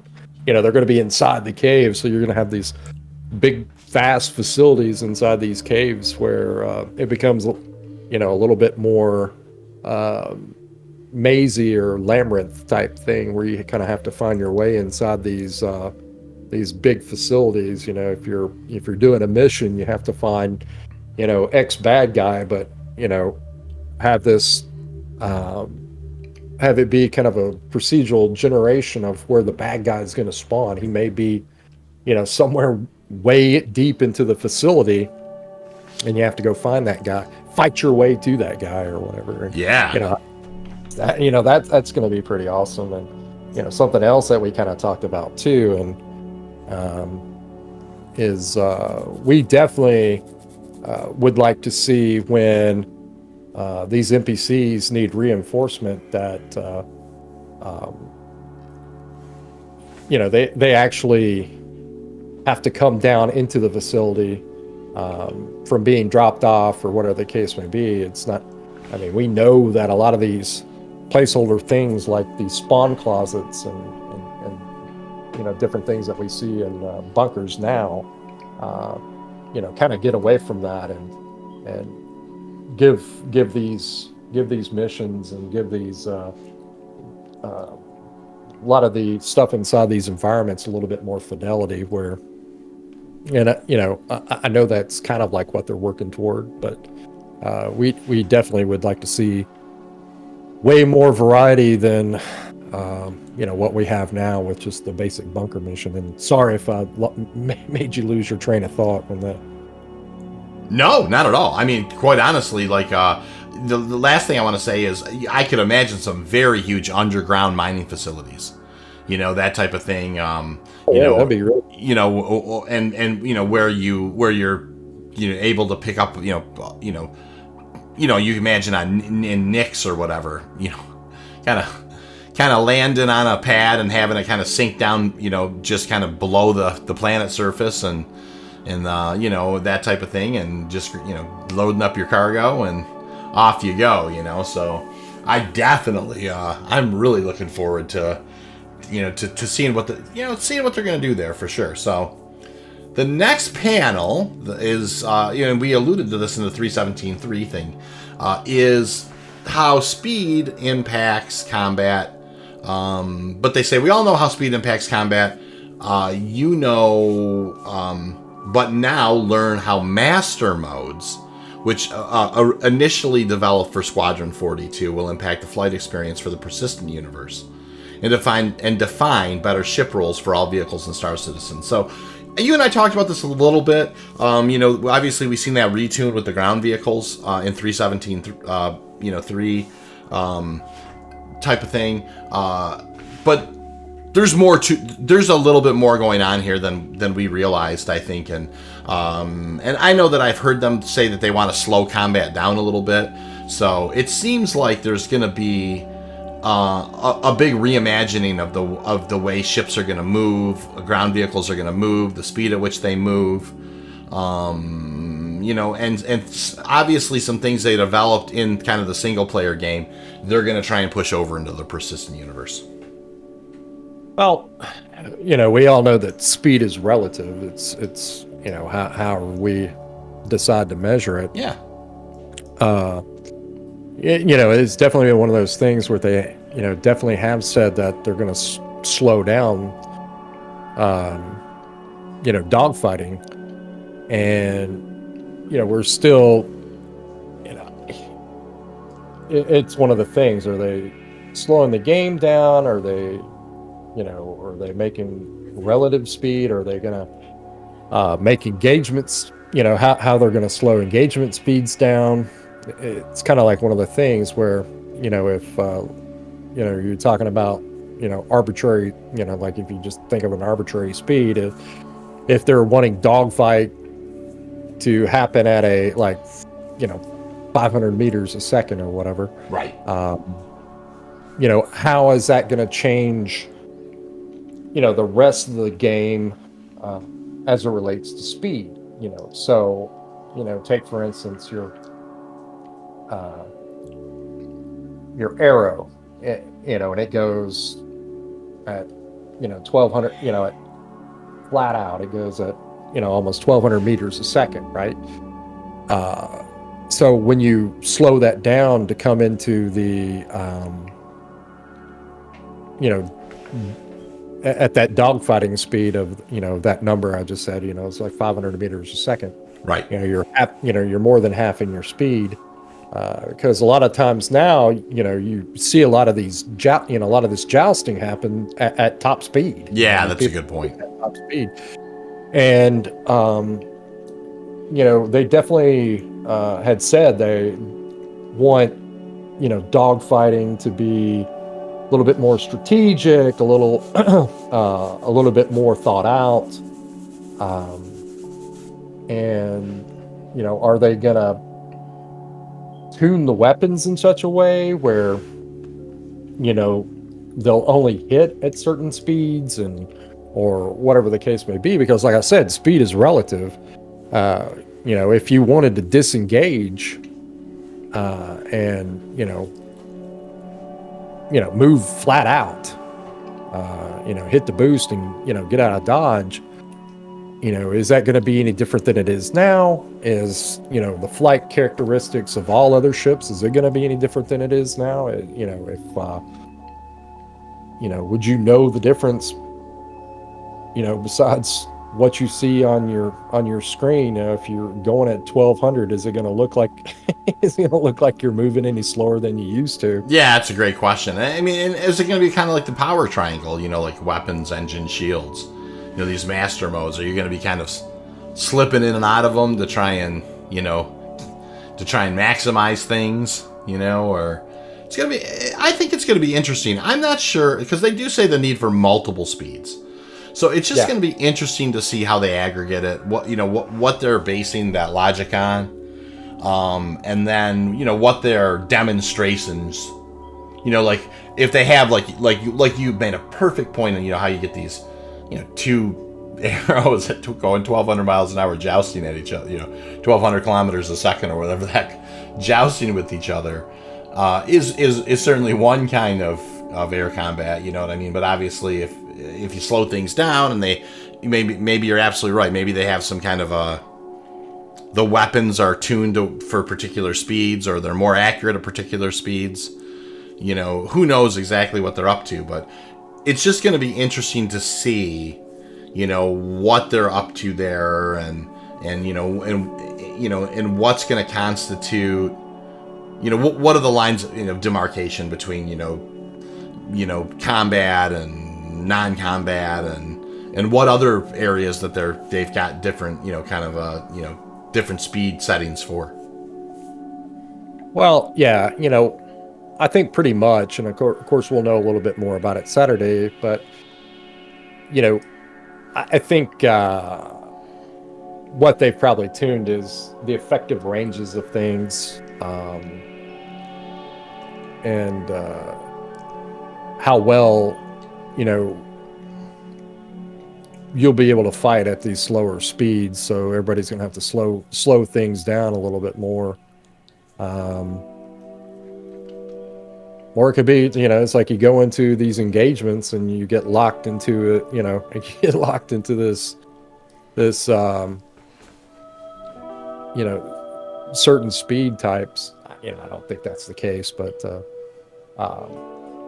where everybody's moving at these same speeds, so it's kind of that equal playing field. But no, I don't think that's the case, obviously. But it'll just be interesting to see how it plays out. Yeah, for sure.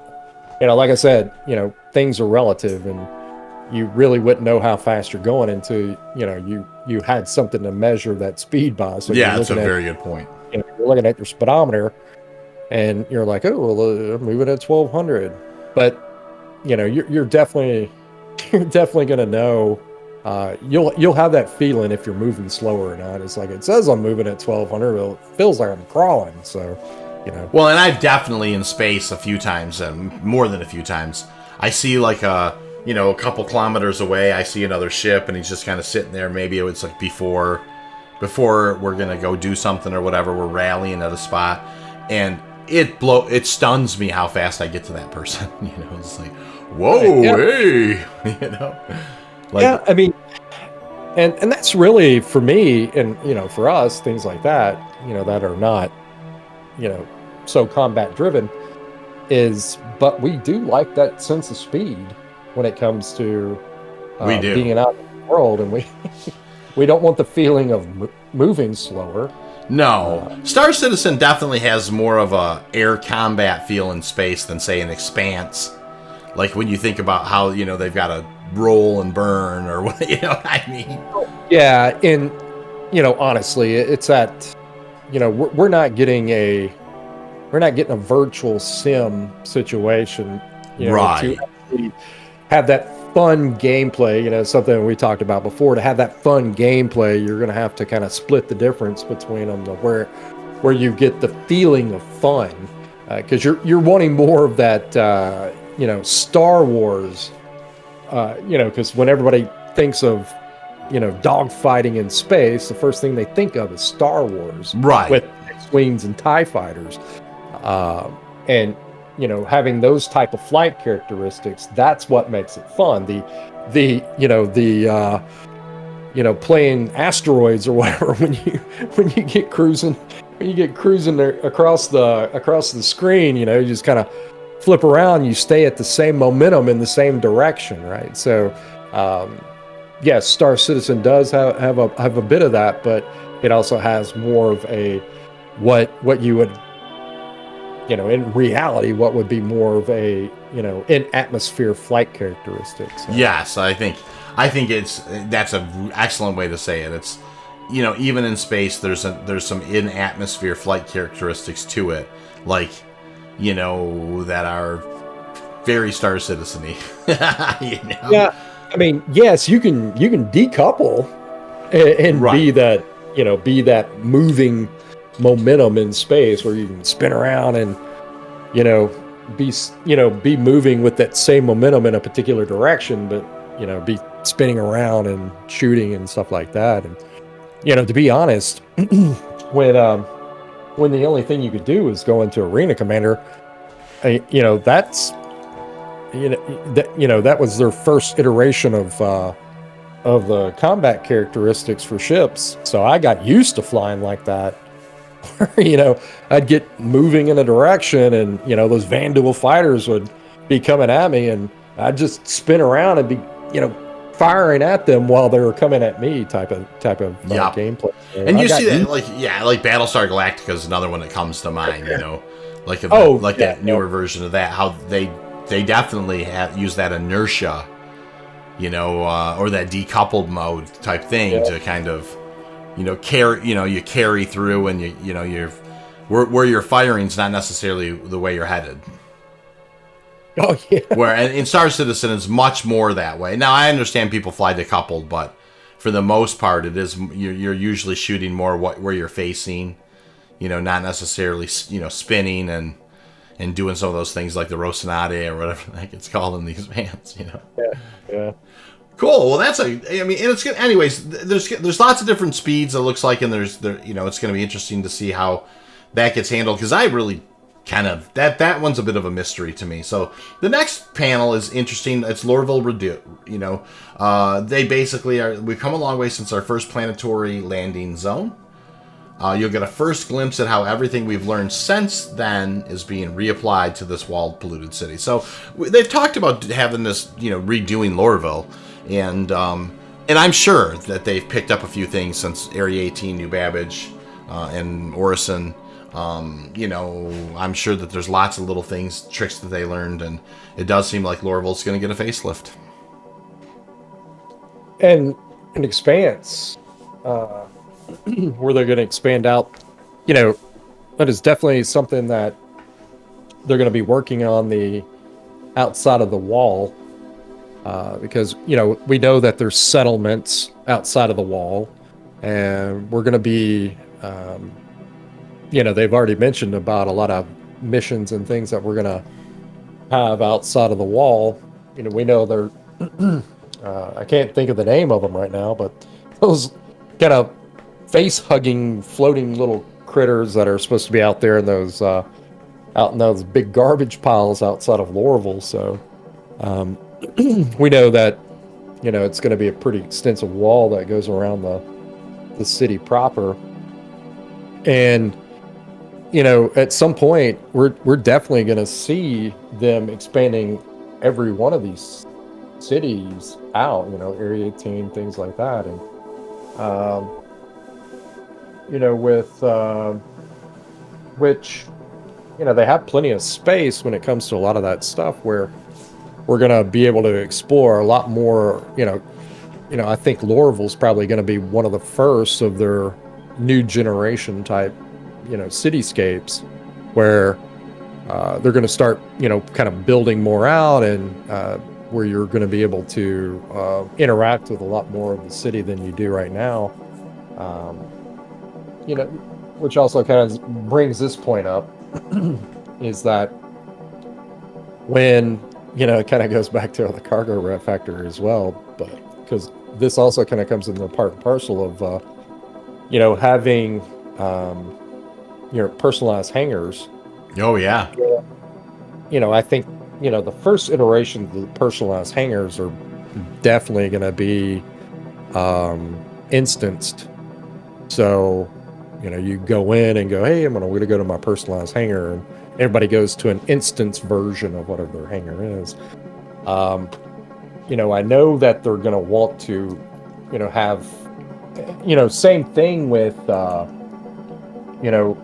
habitation in these cities as well. Yep. Where, they're going to, actually start having physical addresses in these apartments and things where, you get,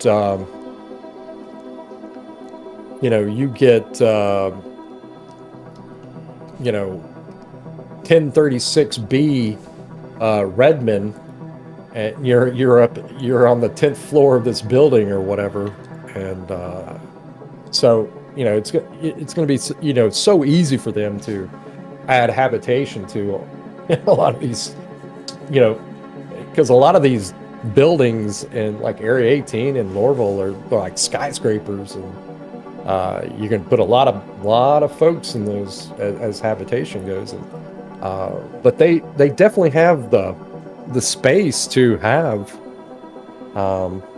literally personalized. Everybody gets a hangar. So, if your home planet is Lorville, then your hangar is way over there or whatever. If you had your pick of any of the major landing zones to kind of build, let's say you could have a hab, where would it be? Just curious. Oh, any of the major landing zones, yeah. City,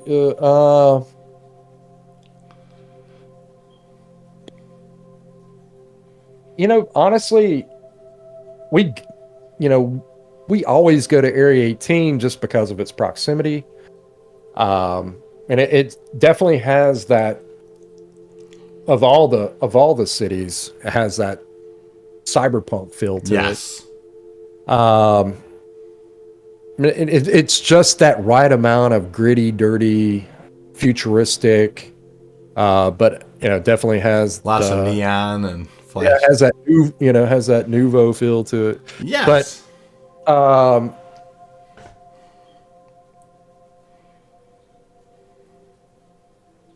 Microtech or Orson are probably, I like Orson as for what it is. I don't like the idea of going to Orson because it's such a pain in the ass. I'd go to Orson a lot more if it was easier to get to. That's the meme, right? It's like, Yes. I like Orson, I just don't like going to Orson. Yeah, no, that's never. I've never heard anybody say, well, it's great. It's, everybody's like, come on. This is a little. It's a little bit of a drive to get down here. Yeah, it really is, and I say this, and people, maybe some people kind of understand, but to me, it gives me like a Miami vibe. I kind of dig it for that reason, but I'm kind of that weirdo. I also like snowscapes too, so I definitely like the frozen landscape of Microtech. But, I also like the really clean, futuristic look of Microtech. But more organically, I probably dig Orson probably more. Orson's got very pretty hues. I don't disagree. I mean, we're the guys who, like you make elevator rides shorter and we're like, hey, yeah, I mean, don't mess with my immersion, but still, I'm still the same guy. Like that Orson ride down, man. That's a long haul, man.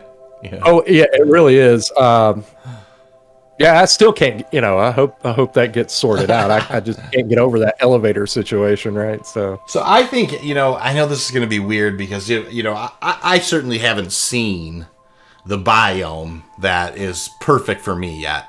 But I suppose if I had to pick, I think I might pick Area 18, just for the fact that it does have that cyberpunk.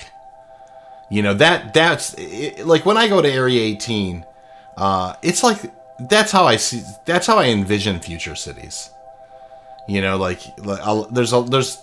done a very good job with it. You know what I mean? It's cool. I tell you, as it relates to nostalgia goes, it definitely gives me that 80s sci-fi vibe. Yes, exactly. And I like it for as I was stating in the beginning, I do like it for that reason. But I like the other ones for other reasons as well. Absolutely. No, I think they're, Lorville's the only place that seems oppressive to me. I'm like, I don't know. Yes, I don't know. It's definitely too gritty for me. I mean, Lorville's, it just seems like, honestly, the only people having fun there are the Hurstons. It's the rest. Sure. Everybody else is there is not having a great go of it. Well, no, yeah, I'm not the one for garbage bags being everywhere, that type of thing. I could just see everybody having one of those like Dune style heart plugs, in Lorville. It's just Harkonnens. Yeah, and it's like it's not the Hearst, it's the Harkonnens. I'm with you. I haven't found, we haven't run into the perfect place yet. So, no. But yeah, I don't think we're gonna get a Star Citizen City that looks like an Irish pub, so I guess I'm gonna be stuck with what I get, right? So. Yeah, because the Millionaires Club does not look like an Irish pub up there. Yeah, it looks like something different. But so yeah, the next panel, man, a very important one. I think you and I have talked.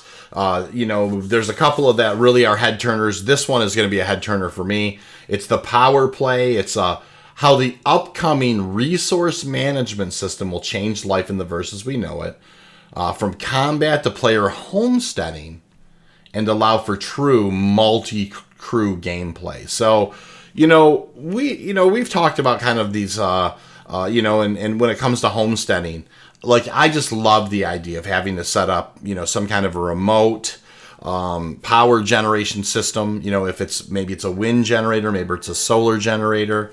Type of thing, and then maybe having the run lines to have that hook up to my hab, and then kind of extend, and that's just the power lines, right? But just kind of, then being able to kind of, turn on life support and that type of thing, and or climate controls or that type of thing,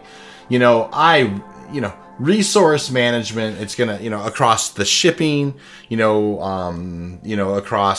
across homesteading, across combat, it goes into that whole, concept of we talked about earlier how your ship's damaged, it might be floating there because your power plant's been hit, and it's kind of like that Han Solo Chewbacca moment where you're in the back of the ship trying to get the other how to try to get the other power plant in there as quick as possible to get the shields back up. You got Sin R2 out there, right? So exactly right. Yeah, power management, resource management.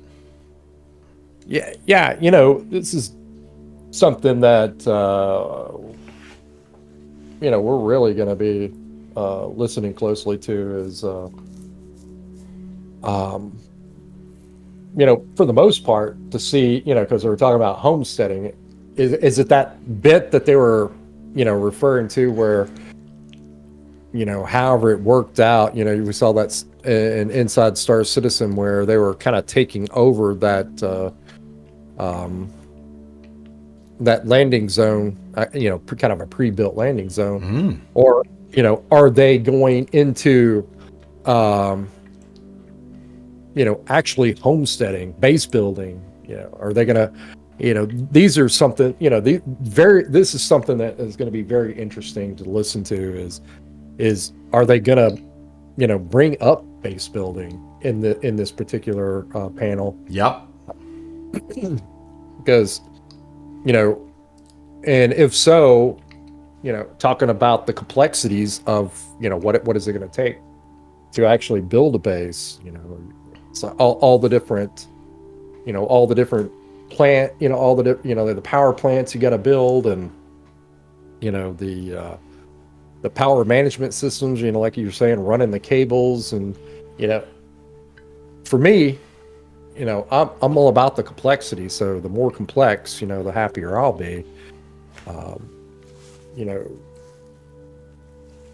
because I'm still, And if that's the case, if we're 3D printing bases, I mean, that's fine and dandy. But, I definitely would like to know a little bit more about it. I mean, we've heard several different things over the years, where, will you be able to, it's like, well, even if we had to use the Pioneer to, 3D print walls or whatever the case may be, would you be able to take those walls and, put them together and, snap all this stuff together, and truly build your base, instead of saying, hey, I would like that design and whatever, and it just pops a big base out and you plop it down, which, hey, that's okay too. Something that we, did in Star Wars Galaxies, as soon as you crafted, whatever size house you craft, and, you get that placement screen, is it on the, is it fitting to the terrain just properly? You got red over here, and then you get that green, okay, boop, and you plop the place down. Yep. So, and that's fine, but I definitely would like a little bit more control over the type of base I build, and yeah.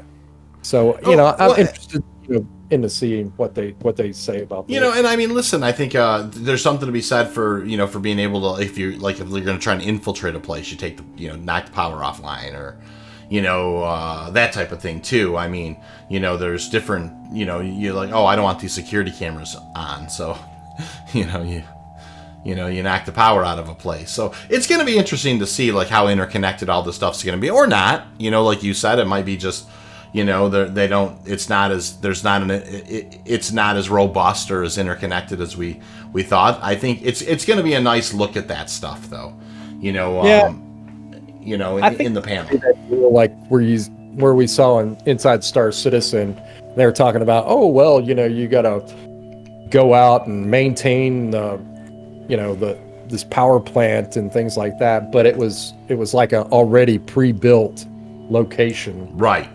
That was there, and you happen to, take the place over. And I mean, you and I are all about, having a home, having some kind of remote homestead where, it's a little self-reliance or whatever is. Oh, yeah, we want to be able to build our base. We want to take our gray cat, land claim device and and go out there and stake our, 8x8, 8x8K plot of land somewhere. So, oh man, that's going to be awesome. And you know what? Obviously, the last panel is, of course, right up our alley. It is Talking Ships 2952, our annual presentation from the ship teams. Discovered the latest vehicles throughout the pipeline, from concept to newly flyable, and a new twist to this year's voting on a new ship to come. So that's going to be really interesting. Obviously, John Crews, Ben Curtis, those are names that you should be pretty familiar with when it comes to ship stuff. I will tell you that I am interested in, because we obviously know the Corsairs coming. We certainly know the Vulture's coming. We don't know. I mean, there's some other things in Gray Box too, like the SRVs in Gray Box, I think. But we really don't know kind of what the next wave of ships are going to be, do we, Zel? There was a lot of those unannounced vehicles that, and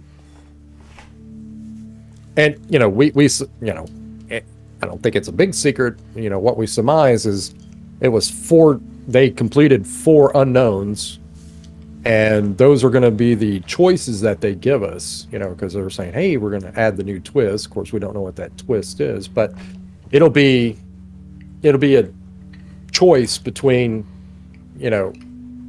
these different vehicles that they've been working on behind the scenes, the unannounced vehicles. Right. Because, we saw that in the monthly report that they all passed final review. Another thing that we know is definitely going to definitely be, and also these will be ships that, however they decide to, to do the voting process or whatever the twist is, for these new ships, that they're going to be available at IAE, most definitely. And but the Hull C was also in there too with a polished pass. So it's getting a polished pass. So and of course the Hull C's just got an astronomical. It's like what, 4780 or something.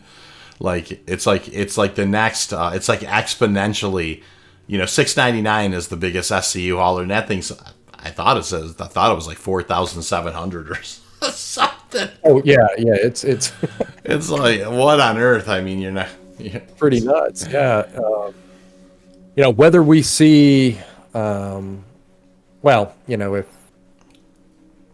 what we see here with the SRV, they say that it's mostly done in Gray Box, but we've,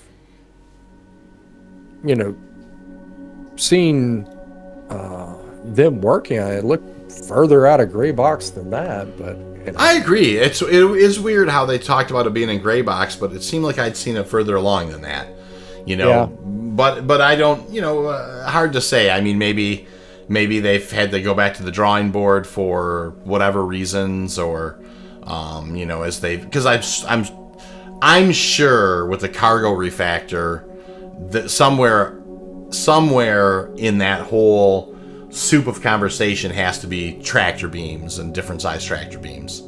You're going to have your 315P. You're going to have the tractor beam that's underneath the nose of the Taurus. I think there's like a bigger handheld one, like a 2 handheld one type of thing. There are, so yeah. Definitely. It's definitely going to be interesting to see, kind of where ships are at, what is coming new, and then, what do they have in store for this vote?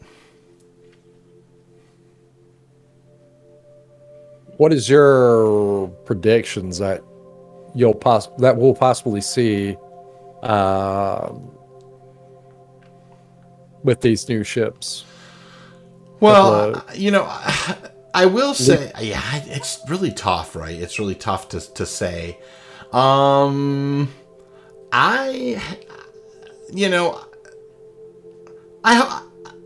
think we've had enough ground vehicles lately.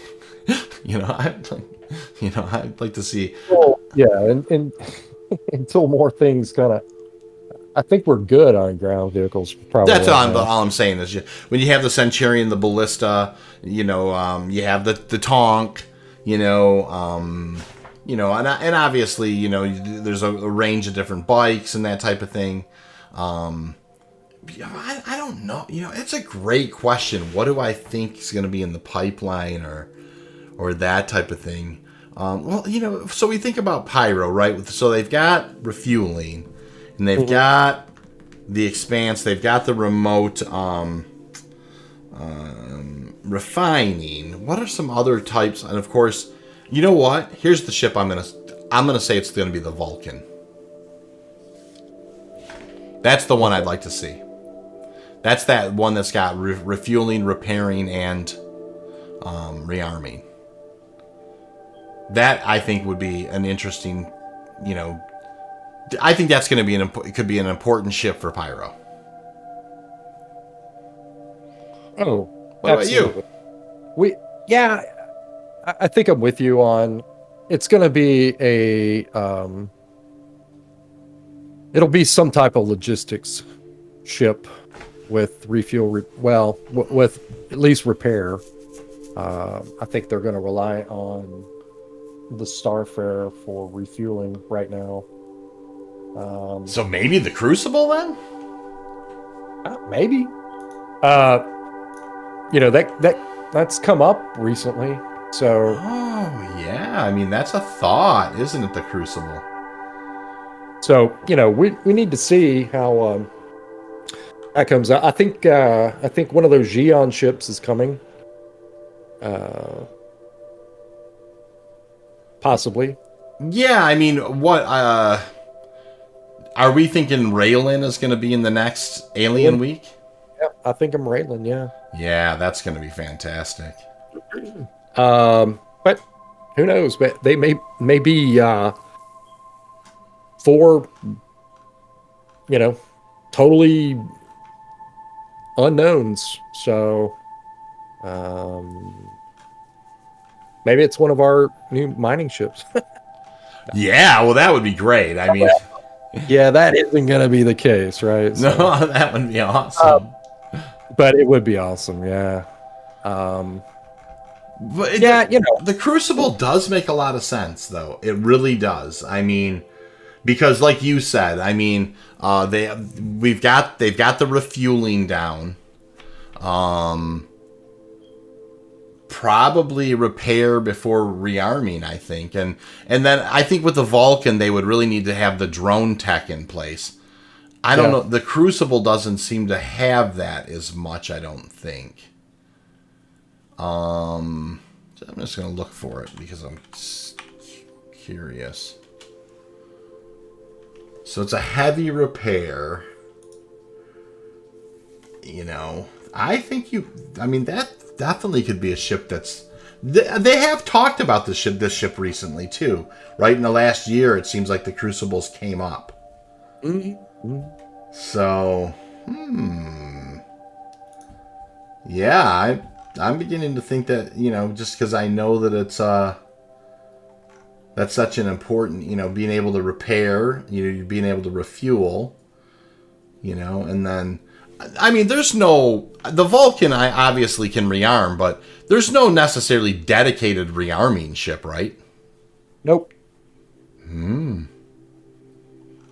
That'll be interesting as well. Some kind of an armory ship, maybe. Well, it's definitely going to be one of those ships that we're going to have to rely on for Pyro. Start putting these ducks in a row for ships to Pyro type. It's like the ships to Pyro. So, a lot of the ships that we're going to need for logistical purposes. So, yes, that's exactly what that's kind of the definitely the logic train I was going down. So, very interesting. Good. Just gonna kind of. I think I'm gonna go with. I think the Crucibles probably would be interesting, knowing that they've got the Starfarer where it needs to be, knowing that the Expanse is where it needs to be.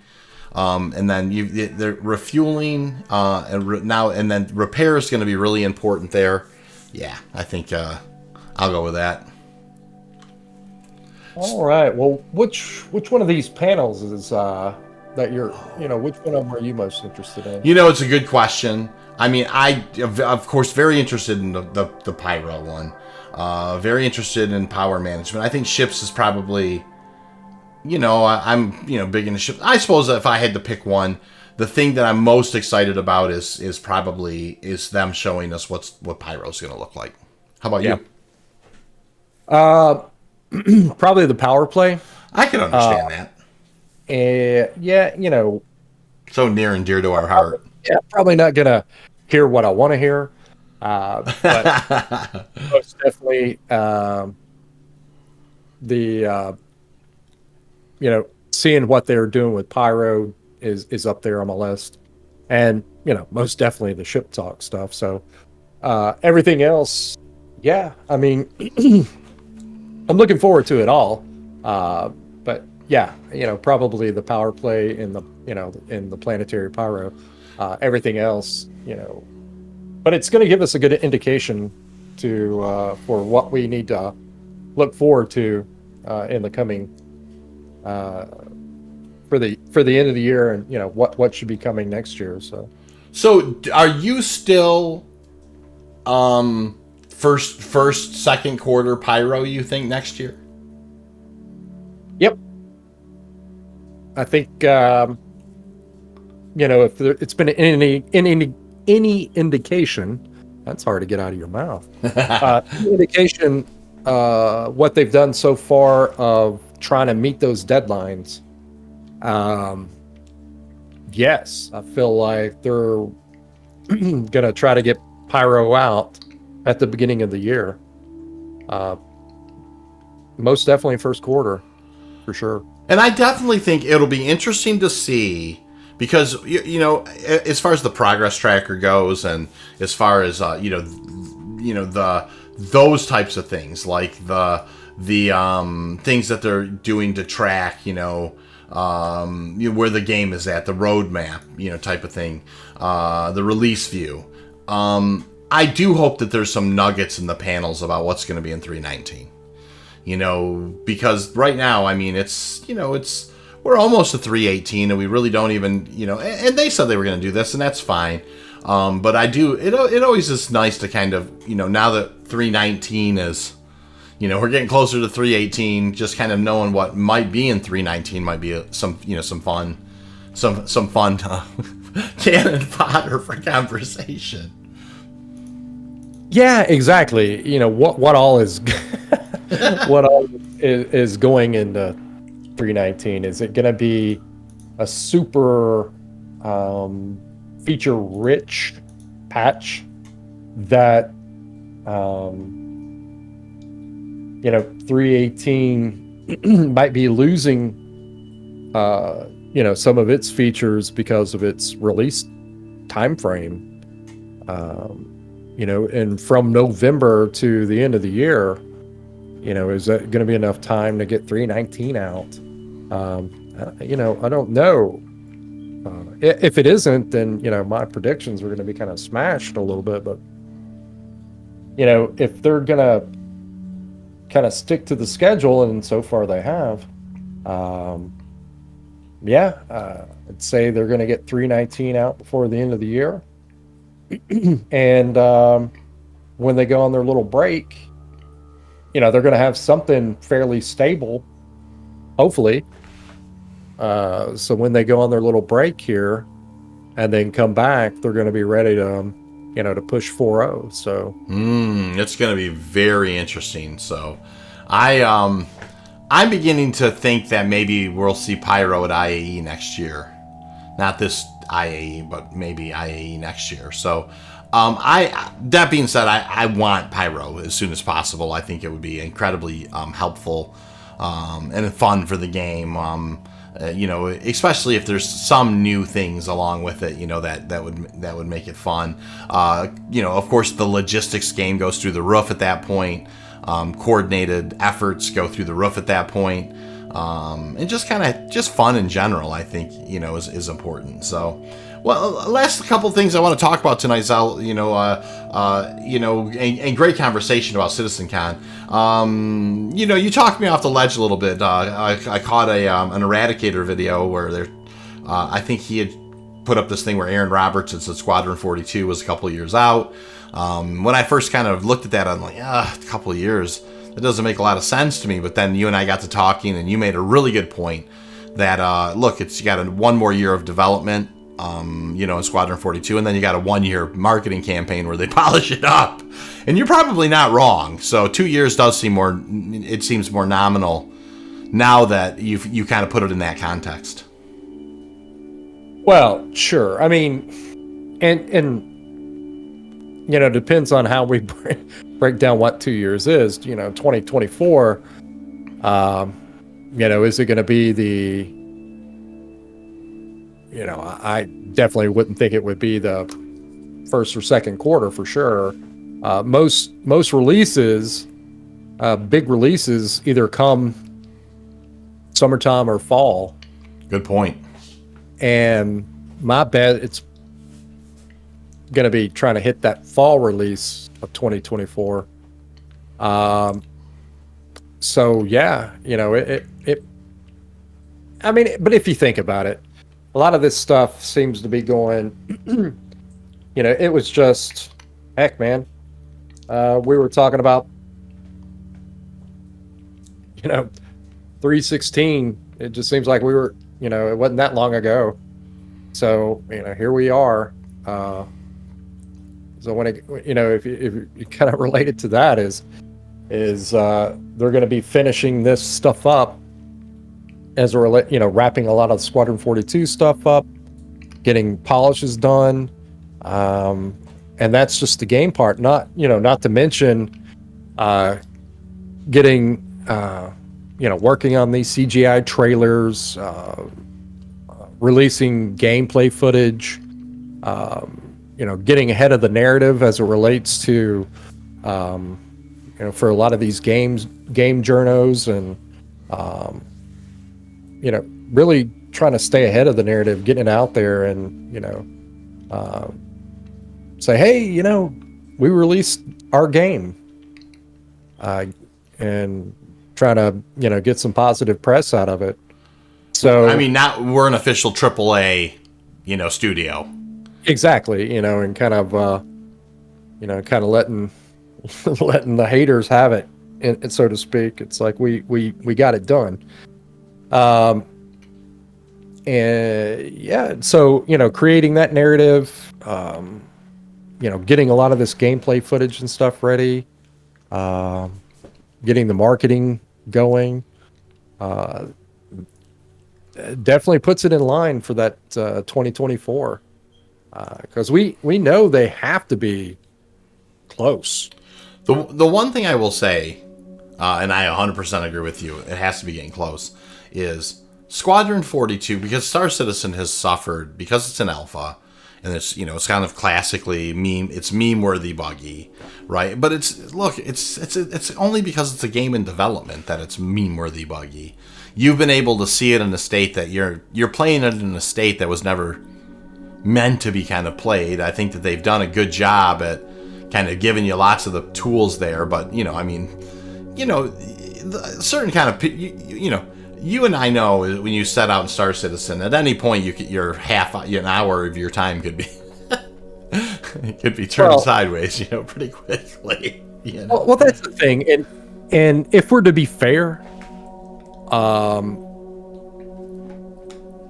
even in the state that it's in, it still plays pretty well. Mm-hmm. A lot better than it did a year ago. Yeah, it does have its problems, but it plays pretty good for what it is, and you got to give it at least a little bit of credit for being as playable as it is in its alpha state. Yes. So, just to kind of give the devil its due. So, Well, last but not least, Sal, for the night, I just wanted to say that I had the opportunity, because they're giving it to subscribers, to fly the Hull A. I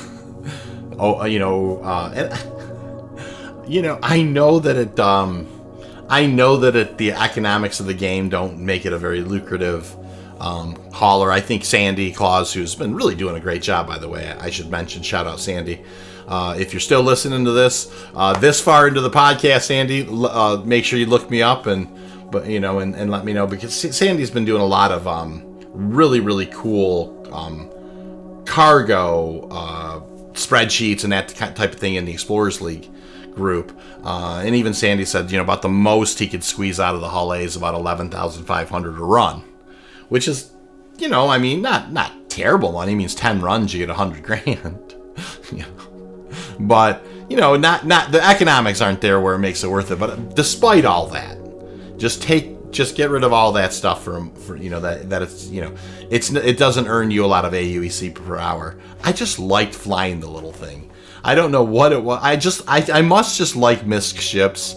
I just enjoyed flying that ship. I mean, just, the entire act of heading over to mining area 56 on Walla and grabbing some tungsten and hauling it over to area 18, and I made like $3,500 on it, whatever, 3,500 AUC.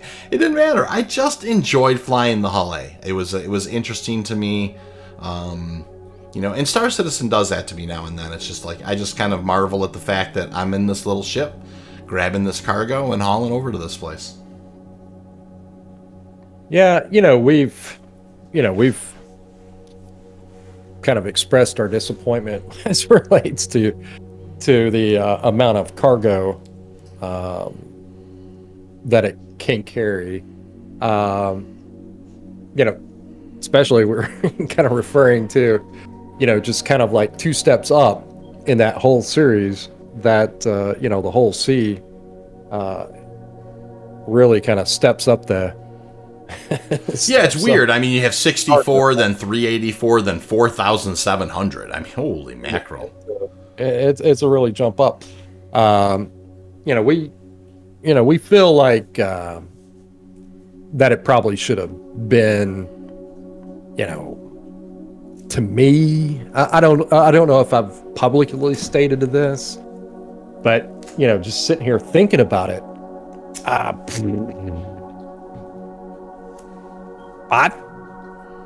thinking it should have been, 150, 200.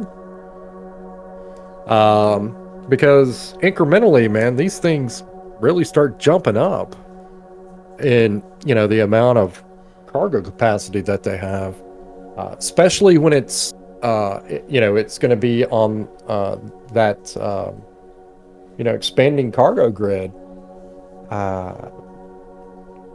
Although, like we've said before, don't know what their metric is, because it doesn't really fill a niche in that, in that cargo ship right now, because you're better off with a freelancer or, something else. That being said, I do like it. It's a cool little ship. I feel like they've done an excellent job with the interior. Yeah, the ship pipelines have come a long way. Yes. Same with the raft. I mean, the raft is a cool ship. It looks really cool. It's shiny. Yep. Got it's got those chrome elements that look awesome. Yep. Yeah, I mean, I like it. It flies really well, for a little ship. I mean, it's cool when you expand out the cargo grid and stuff. It looks cool going through that transformation. You can actually see the working parts. You see that screw that kind of starts unwinding everything, and it looks great. In my opinion, could it have been a a little bit more cargo? Yeah, I think so. But you're right. You were telling me about talking to a few people that where, we even got into the range of the thing. Yeah. Of it has a really good range for the size of the ship it is. It has a real big fuel cell. Right. And that it could be there's a few niches that it could fill, and that it fits inside of a C2. Well, yeah, I think some of the I did a pragmatic review of the Hull A, and I got some really nice feedback from it. But one guy really was very articulate, about the Hull A, and he made some really interesting points, which really kind of raised my awareness. I was happy that he did that. And he, some of the points he made, which were really good, solid points, were, the Hull A is, what is his name? His name is Cheston Yu. He said some interesting things. He said a few cool things people need to know about the Hull A is the quantum fuel tank's huge for its size. It's very true. It's a very compact little ship. Like, that's what surprised me about it. When you first run up to it without the spindles or the splines, kind of opened up, it's a tiny ship. But it's got 10,000 quantum fuel, That's actually a huge gas tank for something that's got a size 1 drive. So, with an Atlas drive, it has an enormous range. I mean, the thing is, it may be able to actually fly across Pyro. Like literally, like one of the few little size 1 ships that can pull it off. And I think the Raft is even crazier with 27,000, quantum fuel. The other thing he said is, and I didn't know this, that the Hull A could be spawned from the blue outpost pads. And so that's niche. Now, whether or not they change that later or not, I still think that's cool that you can have a 64 SU cargo hauler. I don't think you can pull a freelancer or whatever from one of those blue outpost pads. So if you happen I wouldn't say so. I mean, those those things are quite a bit bigger than the pad themselves. So yeah, you know what I mean. So like that type of thing. So of course it's got a very quick claim time. But then he said with the cargo spindle contracted some gentle flying, the Hull A fits into a C2. So that's the thing. Zel and I are going to go try that. We're going to be doing a Can You Fit video or Can It Fit video here pretty soon. We definitely need to test that theory. So. Because then the point that Cheston was making is that, shout out to Cheston. Yeah, Cheston, thank you, sir.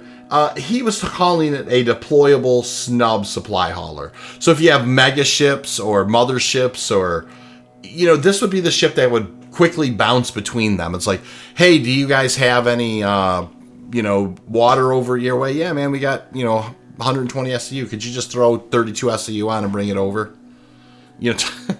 Type of thing. If you have big ship, like it's going to be like a snub supply ship. He also talked about, maybe, you might be able to sneak because of its little size. Like if you happen to be out, like let's say you weren't out a ton of ways, but let's say you were out in an Odyssey, a little ways away. It does have the potentially the fuel capacity to fly back to civilization and take that new valuable ore you just found. So that's the point he made. I thought it was a good point. Very well thought out. Obviously I get lots of comments on lots of my videos and I feel very blessed. But this was he really did take time to lay out some reasonable arguments for the Hull A, and ones that that have raised my awareness to it and raised my respect level for it a little bit as well. Oh, absolutely. Yeah, it's just kind of a quick side note. I know we need to be wrapping up pretty soon. But yep.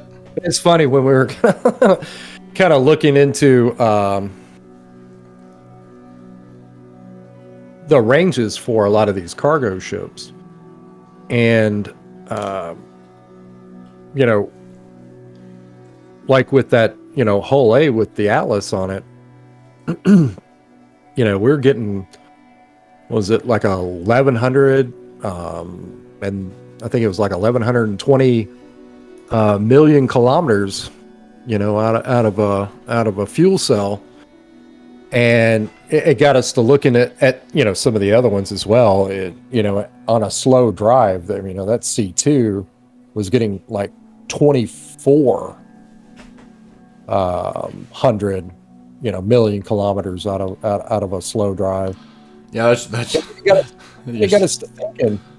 Okay, what about these Explorer ships? Yeah, C2 is your new Explorer ship. It's got twice as much fuel capacity. We look at the Carrack, and the Carrack was getting like 518 million kilometers out of a slow drive, and we're like, does something sound? Yeah, is there an exploration? Does Crusader put in an exploration variant? The E2. Yeah. Just as a little aside, maybe we need to kind of go into more of a deep dive on the in the future on that. But yeah. Well, it'll be interesting when Pyro comes out in scale. It definitely becomes a thing. It's how you and I made this. I'll make this last point before we sign off. How some of these, there's going to be a whole new, like right now, people are like, what's the best drive? Okay, size 1, go with an Atlas drive, or it's a short range jump, go with a VK00 or whatever. What's the best drive? Size 2 or whatever, go with an XL1 drive. Go with the TS2 at size 3. But when Pyro comes, because it's such a way bigger system, there's going to be these other choices that are going to be more middle of the range. They got they're a certain speed, can cover a certain amount of ground, that are going to be kind of the new metas. You know what I mean? It's definitely going to change. You're going to have to start min-maxing, your choices. Of course, right now, something we spoke about in the past is, we have no reference for, we've heard that, Pyro is going to be, like 3-4 times bigger than, Stanton is right now, but we don't really have a reference of, really how far out that really is. Can I fly from, Ruin Station to, one of the Pyro planets out at the, furthest end? Right now, the reference that we have is, how many times can I fly back and forth from, say, Area 18 to Microtech, to kind of give us, what the, full distance of what that engine's capable of type thing. So, right. We really, that's something that, hopefully we're going to find out on Saturday is, to kind of get some feeling of size of how big Pyro is actually going to be. It's like, well, with an Atlas drive, your whole A can go from Ruin Station to this point type of thing, and you're like, holy crap, that's going to be big. So right. We don't know yet. So anyway. Well, I mean, and some of these jump points are way outside of yeah, exactly. Of getting to those points, we're about to go down another road, but what ships are going to have that kind of range? We know that like these data runner ships and cargo ships actually are going to need these ranges to be able to to leapfrog through these jump points to other systems and things. So and we know they're a lot of them are going to be bigger than, say, Pyro is. So, a lot of these things are, you're going to have to make your considerations on the type of, the type of quantum drives you're going to be using in the future. And all that's very exciting because, I'm definitely one of those min-maxers. I like, having these choices that I have to make. So, right. So yeah, that's I'm going to leave it there. Yeah, no, that's a great place to leave it, and it's just been an absolutely love the conversation tonight. I know it was we were it's so funny because, there's this kind of a lull in activity in Star Citizen, and we all know where we're at between 3.17.3 now and 3.18 and that type of thing. But there was kind of just a lot of information. And I know next time, of course, post CitizenCon, there's going to be a lot of stuff to talk about. So, Zel, just wanted to say how much I enjoyed tonight's conversation. Little known secret is Zel and I did try to record last night and end up hitting the technical snag, and I personally hit a bit of an energy snag. Anyways, I super enjoyed tonight's conversation. For all you guys that are out there listening, thanks so much. I am going to turn it over to Mr. Zelabrax, and he usually does this thing at the end here. So have a great night, everybody. Absolutely. Always good conversation. And guys, let us know what you're looking forward to this CitizenCon. What panels you're most interested in down in the comments below. And also too, if you guys have any speculations, let us know what ships you think they might come out with, their unannounced ships. Give us if you guys have any insight, give us a little bit of insight. Make sure you put them down in the comments below. Make sure that you hit that like button. Make sure you hit that subscribe. And if you guys are on Spotify, give us some love over there. Give us some 5 stars if you like the conversation. That being said, we'll see you next week on another Runners Report.